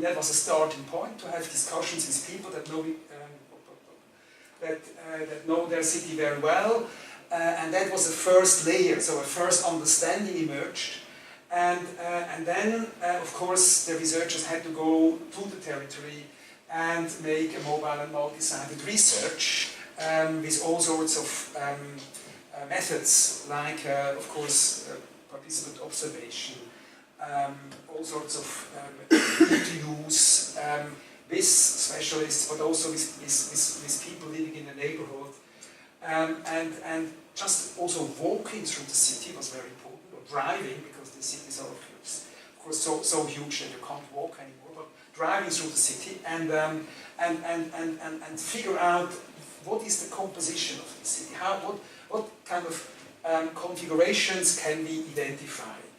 And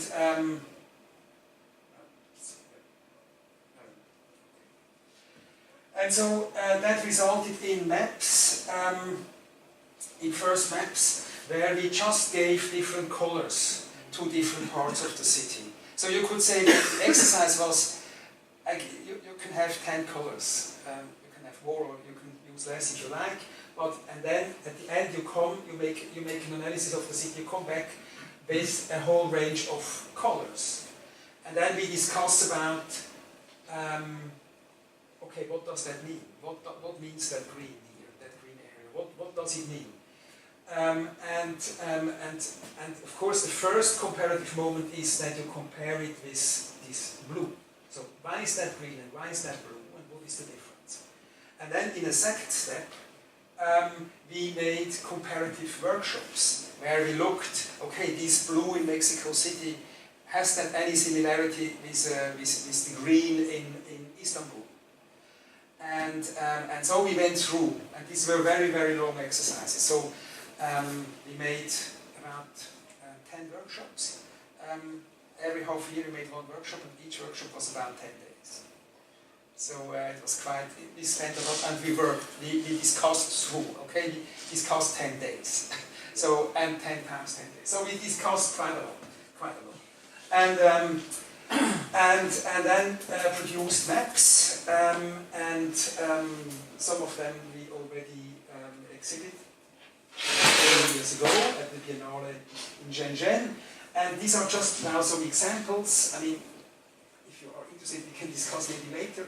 But just to show you, so we had, at the end we came up with different categories. And so this is Tokyo, this is Hong Kong, Shenzhen, and Dongguan.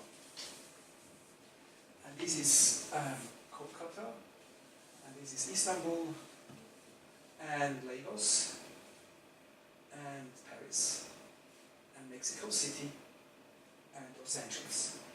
And then we somehow developed a whole range of new processes of urbanization. So this one, again, a list that is already existing.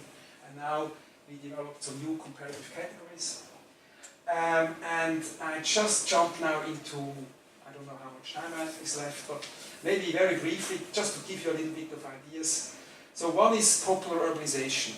And that brings together three cases, which is Mexico City and Istanbul and Lagos. And I mean, there are many terms for this kind of settlements. They are sometimes called slums, or usually informal settlements, incremental urbanization.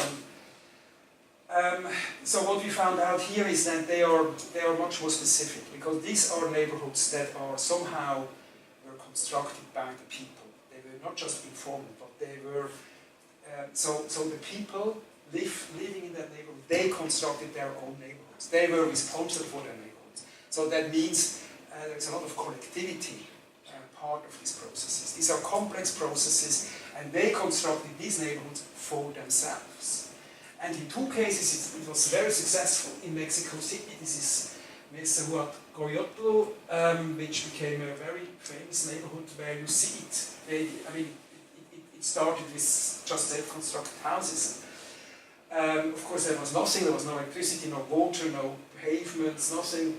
After 30 years, it is a neighborhood that has a lot of things and a lot of shops, and shows a great flexibility of the built-up structure, because they constructed their own houses, so they can also change that house easily and adapt it to changing needs.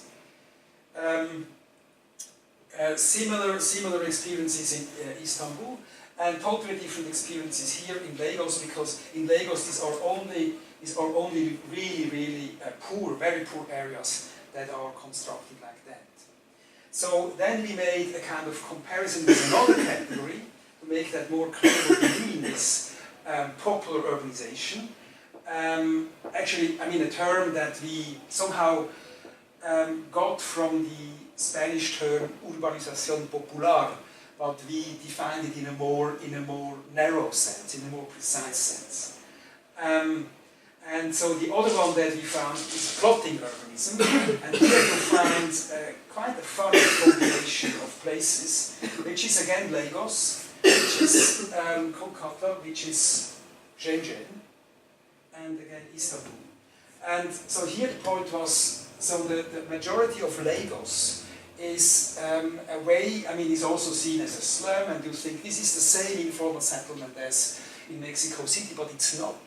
Because this is based on a very different process that we call plotting, a development that goes on plot by plot, and where you have individual plot owners. So you have owners here, and they buy that land. It's a complicated process, because there's a kind of overlapping of traditional customary rights and modern rights, and it's very difficult. You never really know whether you really own that plot now or not.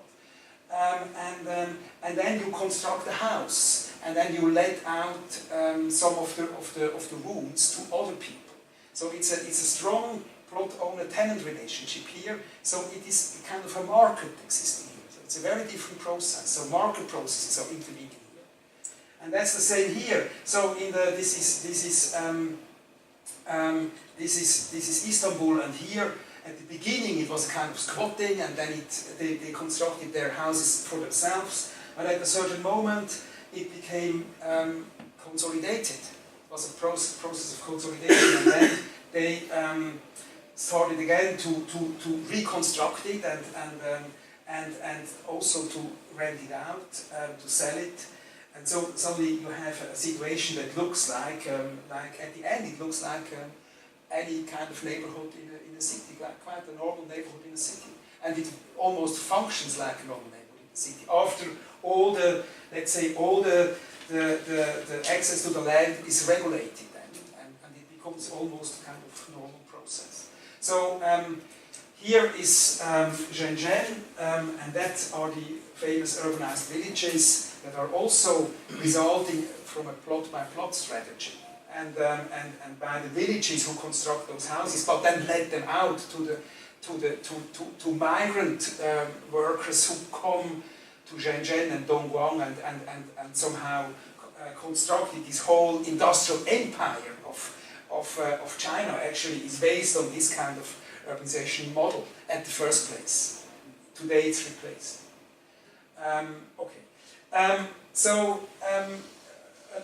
found another one very briefly here is now a very different type of urbanization process that we found, and that's we call bypass urbanism.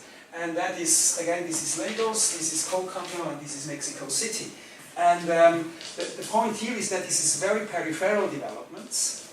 They are at the periphery, but as you see, they are massive. This is massive capital investment in those processes. And here, the point is that they construct almost a bypass. That's Kolkata.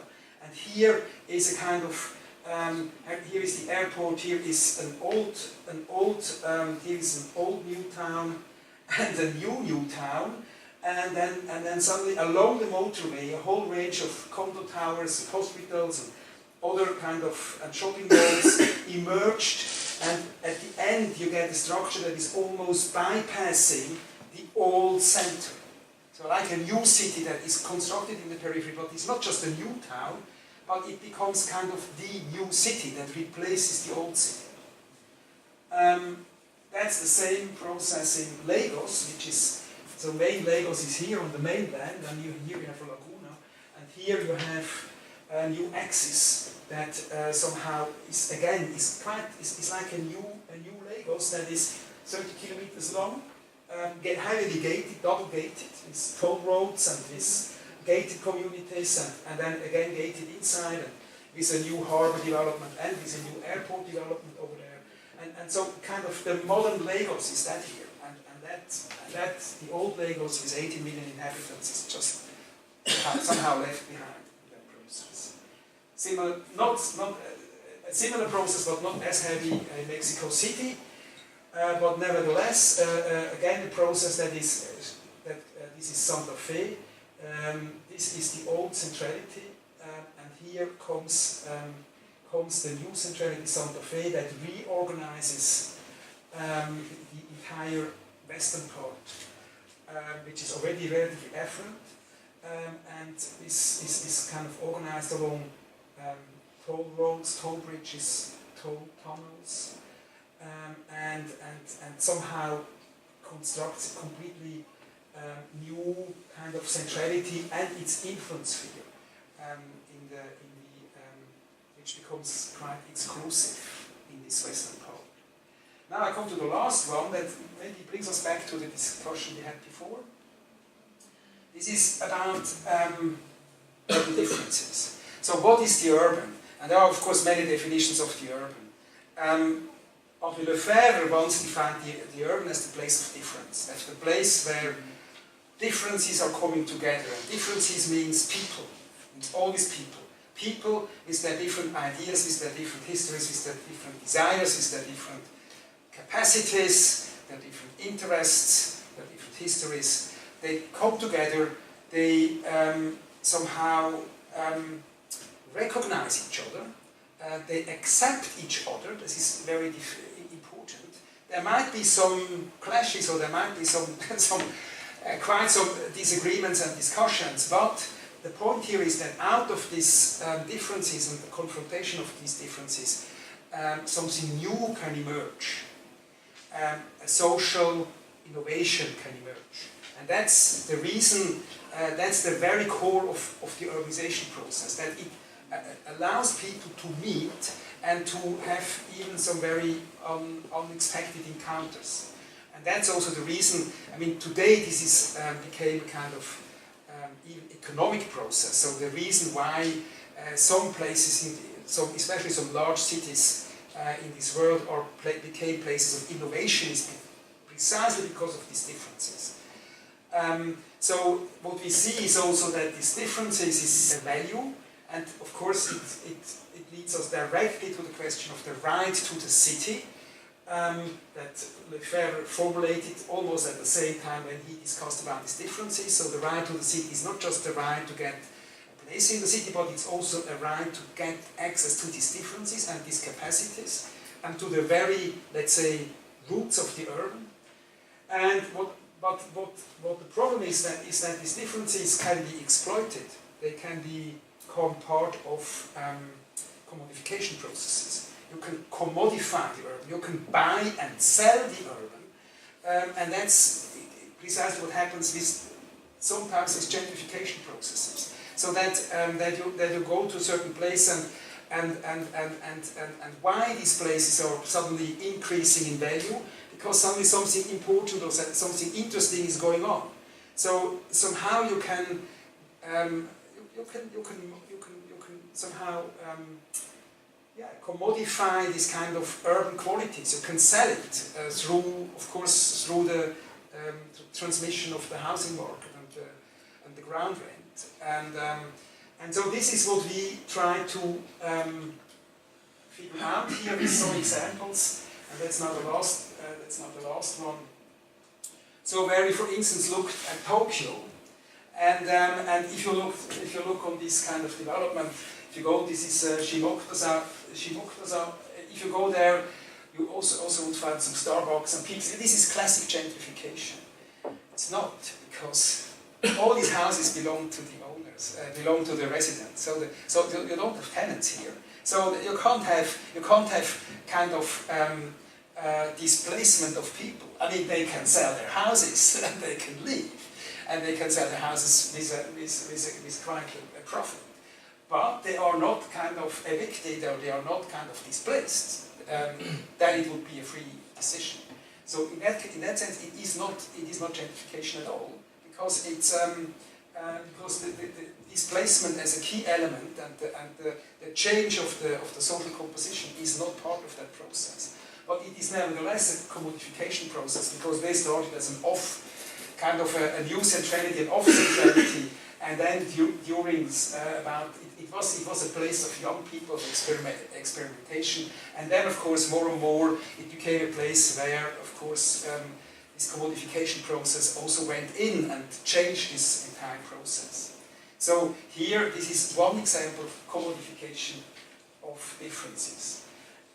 Here, this is Los Angeles, and here this is the interesting question is, okay, I mean, if you know Los Angeles, you know that there were always jokes about downtown, in the sense of nobody knows downtown, there's no reason to go to downtown. Ed Socha made these jokes, many others made these jokes. And it's Bunker Hill, and it's just small, and it's completely irrelevant. Now, what happened in the last 10 years is that suddenly a massive process came up. But was that gentrification? It is difficult to say, because there were a lot of kind of storage spaces and warehouses and stuff. And suddenly a process came up that, again, it has some relocation, but basically it is a process where you could say it's a CBD. It's a process to construct a kind of CBD, a kind of urbanity that was always absent in that sense in Los Angeles, and in the last 10 years suddenly became something that became more important. But of course at the same time it's also commodified. So here we have this very dynamic contradiction between production of differences and commodification of differences. And here is an example of Hong Kong, where this is our example here is that's a different street, but our example here is Wedding Street, Wedding Card Street. Wedding Card Street. This is a street, or used to be a street in the center of Hong Kong, on Hong Kong Island, where you had all sorts of shops to make the wedding cards. In this Chinese kind of tradition, wedding cards are very important. So you had to. It was like a kind of a self-organized kind of commodity chain kind of place where you got everything for your wedding cards. And here it's not a market-driven process, and that's also the reason why we call it incorporation. Here the state intervenes, and they make this kind of large-scale urban renovation projects, urban renewal projects, and somehow demolish that. And then the street was gone, and then they said, okay, what shall we do now? And then they made Wedding Card City out of it, and reintroduced this kind of it is because it was a production line somehow, and tried to reintroduce it again, but of course under market conditions.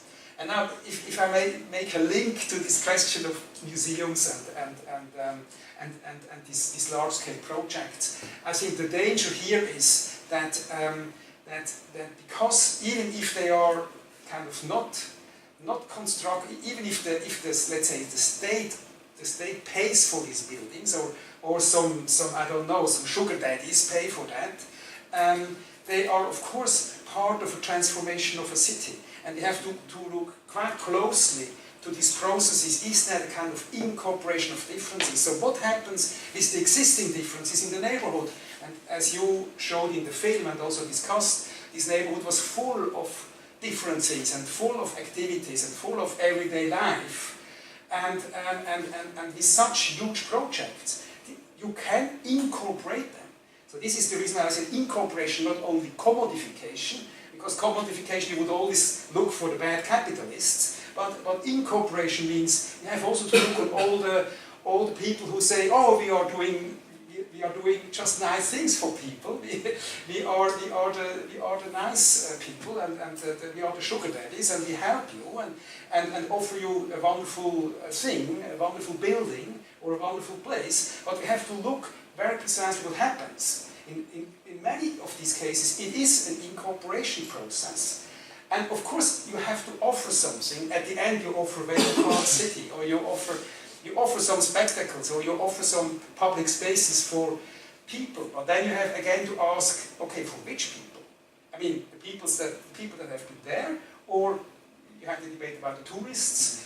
Yes, for the tourists, or for, let's say, the urban professionals, or for whom?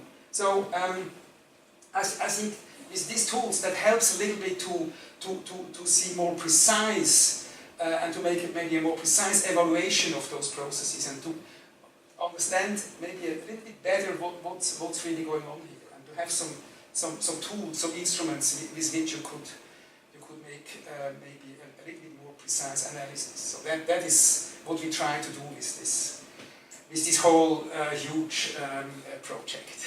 Okay, thank you very much for your attention.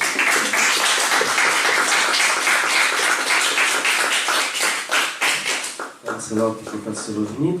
We invited him today also because next year in this department we are going to start 2 new research projects, and both of them are based on a sort of urban comparison. One of them is a comparison between 7 European cities, and the other one is a comparison between 4 African metropolis. So it was really inspiring for us, and so I don't know if there are questions, or we can...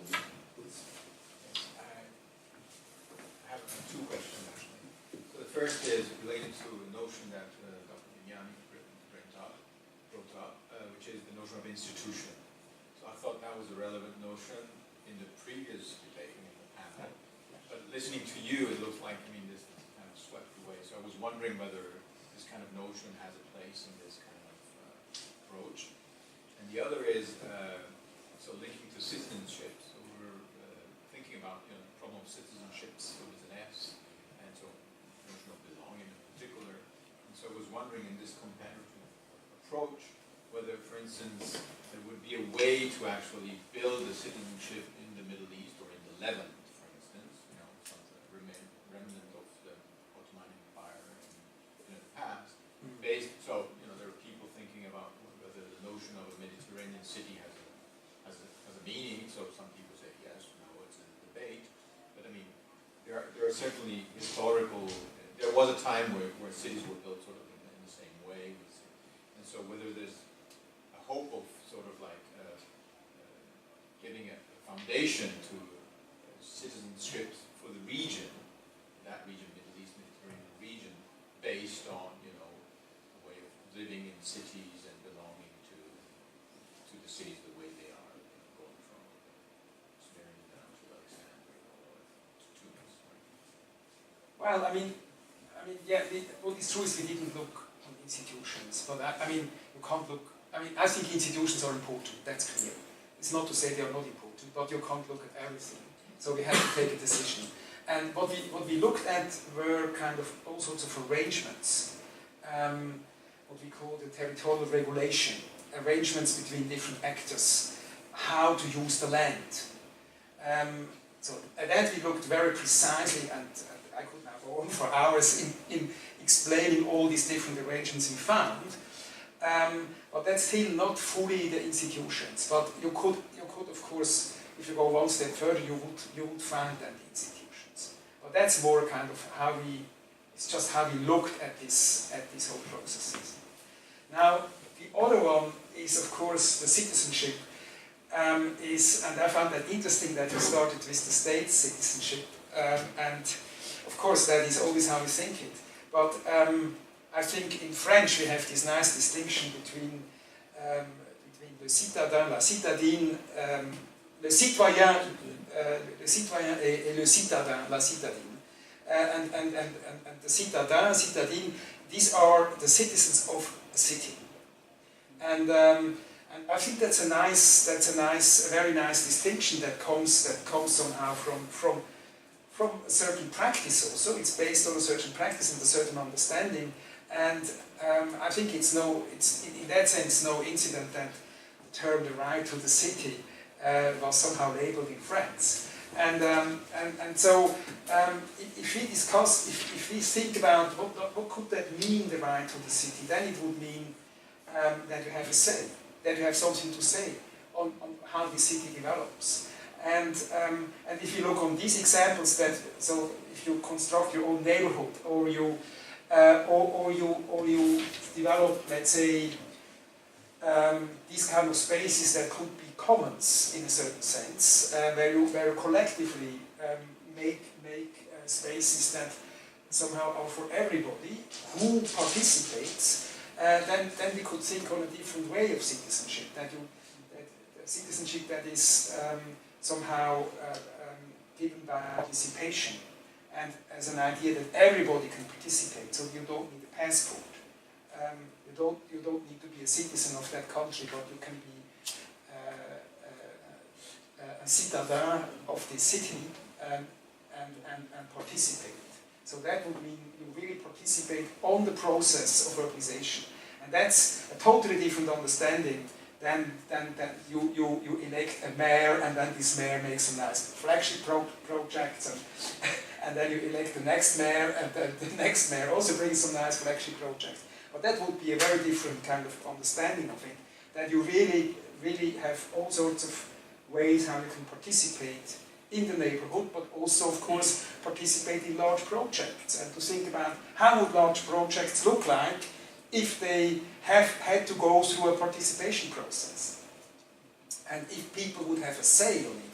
And this does not mean, I mean, the idea is not to have a collective architecture, of course, but the idea is that in those projects, if you have competitions I think competitions are a very good instrument to get good architecture. But the problem is who defines the program, and that is very often in the dark. Also, in Switzerland, my critique of these competitions is always, but look on the program. Maybe you have some great ideas what you could do on that piece of land. But then you are not allowed to do it because there is a program, and that's already predefined, and nobody is responsible for that program. And that's in the dark. That's the dark side of the whole thing. So what is if we open that question of the program, and people can participate, have a say in the program, and in the uses that they want to have in these places? I think that would change a lot.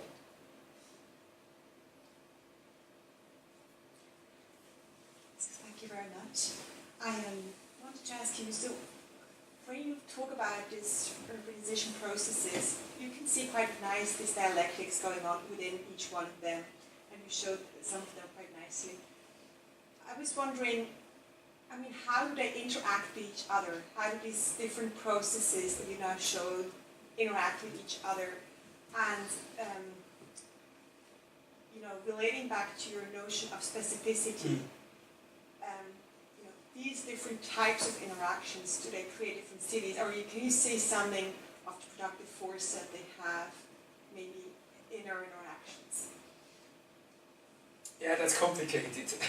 I mean, there are many ways how they interact. So, for instance, if you take this concept of plotting, it might be that the plotting is the result of popular organization. That popular organization turns into plotting under certain conditions. And then plotting could turn into something else, which is, let's say, urban renewal projects or condoization. So they can turn from one to the other. But I could also, for example, I was thinking, you have this plotting going on. It seems to be quite entrepreneurial, and then some commodification processes kick in, and they clearly win, and the plotting is gone. Somehow. Yes, exactly. And then it's something else. It's not plotting anymore because it becomes a different process. And so our point is to first of all. So you look at processually. Yeah. I mean, we need more time to really explain it, but so we look how they change. We also look on the alternatives. For instance, so plotting and popular organization are alternatives. For instance, in Lagos. But they might also be alternatives to state-driven mass housing production. And so you can even look on what conditions is one of these processes becomes dominant, and what are also the advantages. So you can compare. So if you look on mass housing production and you look on popular urbanization, then in most of the cases popular urbanization is much I would say much more robust and much more flexible. And people have much more possibilities to really construct their own neighborhoods. And you don't demolish that after 30 years, like many of the, and so on and so on. So sometimes you have them in the same city, and then you have an easy comparison. But sometimes you can try to understand, especially in those processes, there are processes that are really kind of capable to construct huge places. These are, so plotting is the entire Lagos, 18 million people, but is also the basis of Shenzhen and Dongguan. These are massive processes. They are able to, because these are individual decisions, but they are all independent. If 10,000 people at the same time start to do something on their house, you have suddenly a massive transformation process. So this is at the first moment completely counterintuitive. You think it would be much more rational if the state makes a huge plan, but it's not true. This kind of bottom-up processes are much more effective if the point is to construct hundreds of thousands of dwellings in a very short time, because there is such a strong urbanization process. So these kind of things is that we can now, we are still trying to figure it out in all these details and to develop somehow the strength of those processes. But that's somehow the idea. So, and if you just say this is all suburbanization or this is all informal urbanization, then you don't see these kind of specificities. Yeah. You were talking about discussing the program with the population, and also throughout your presentation talking about this popular urbanization processes, and I was just thinking about my architecture students. And I will pose you the same question I posed to Professor Stavros Stavridis, who talks about the commons, and he's so he's an enthusiast of this kind of this production of the city that doesn't come from the state, doesn't come from institutions. And I was just thinking, how do I convince my students to discuss with the population, or how do we integrate this formal architecture urbanist studies with what happens in the reality? Because Brazil is this, like, architecture students have nothing to do with their real city. Like, they don't know Rio de Janeiro. They plan for a part that is a micro part of the actual formal part. So how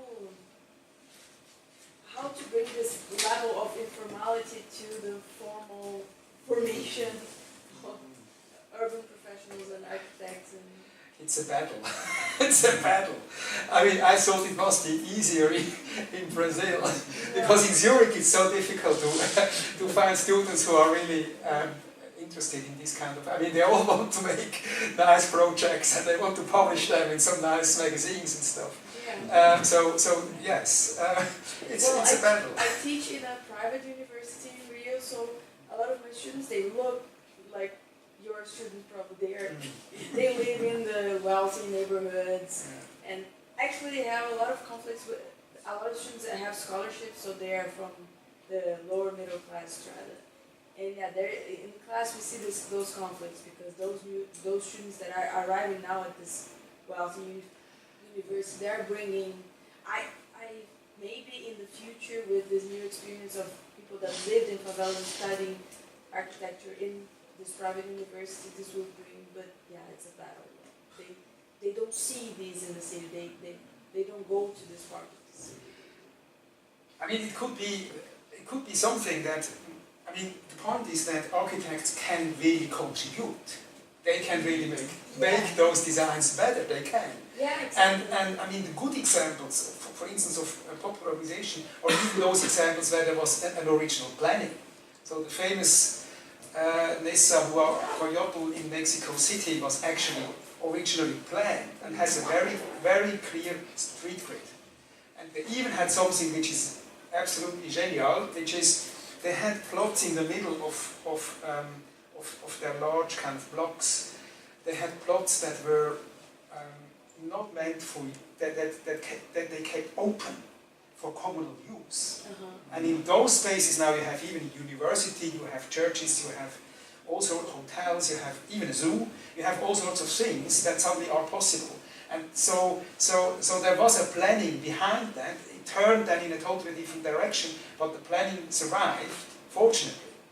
And so you could even say that under those conditions, of course it's not the best idea if just everybody takes, I mean, like is a plot, this is my plot now, and I mean in the case of Lagos, they even make jokes, it's even not a joke. They said, okay, they first constructed the houses and then they looked where they could put the streets. And that's the reason why the streets are kind of wiggly and hopeless. So, of course, I mean, so you could have a dialogue, and there would be, of course, a need of expertise, and it could be a wonderful collaboration.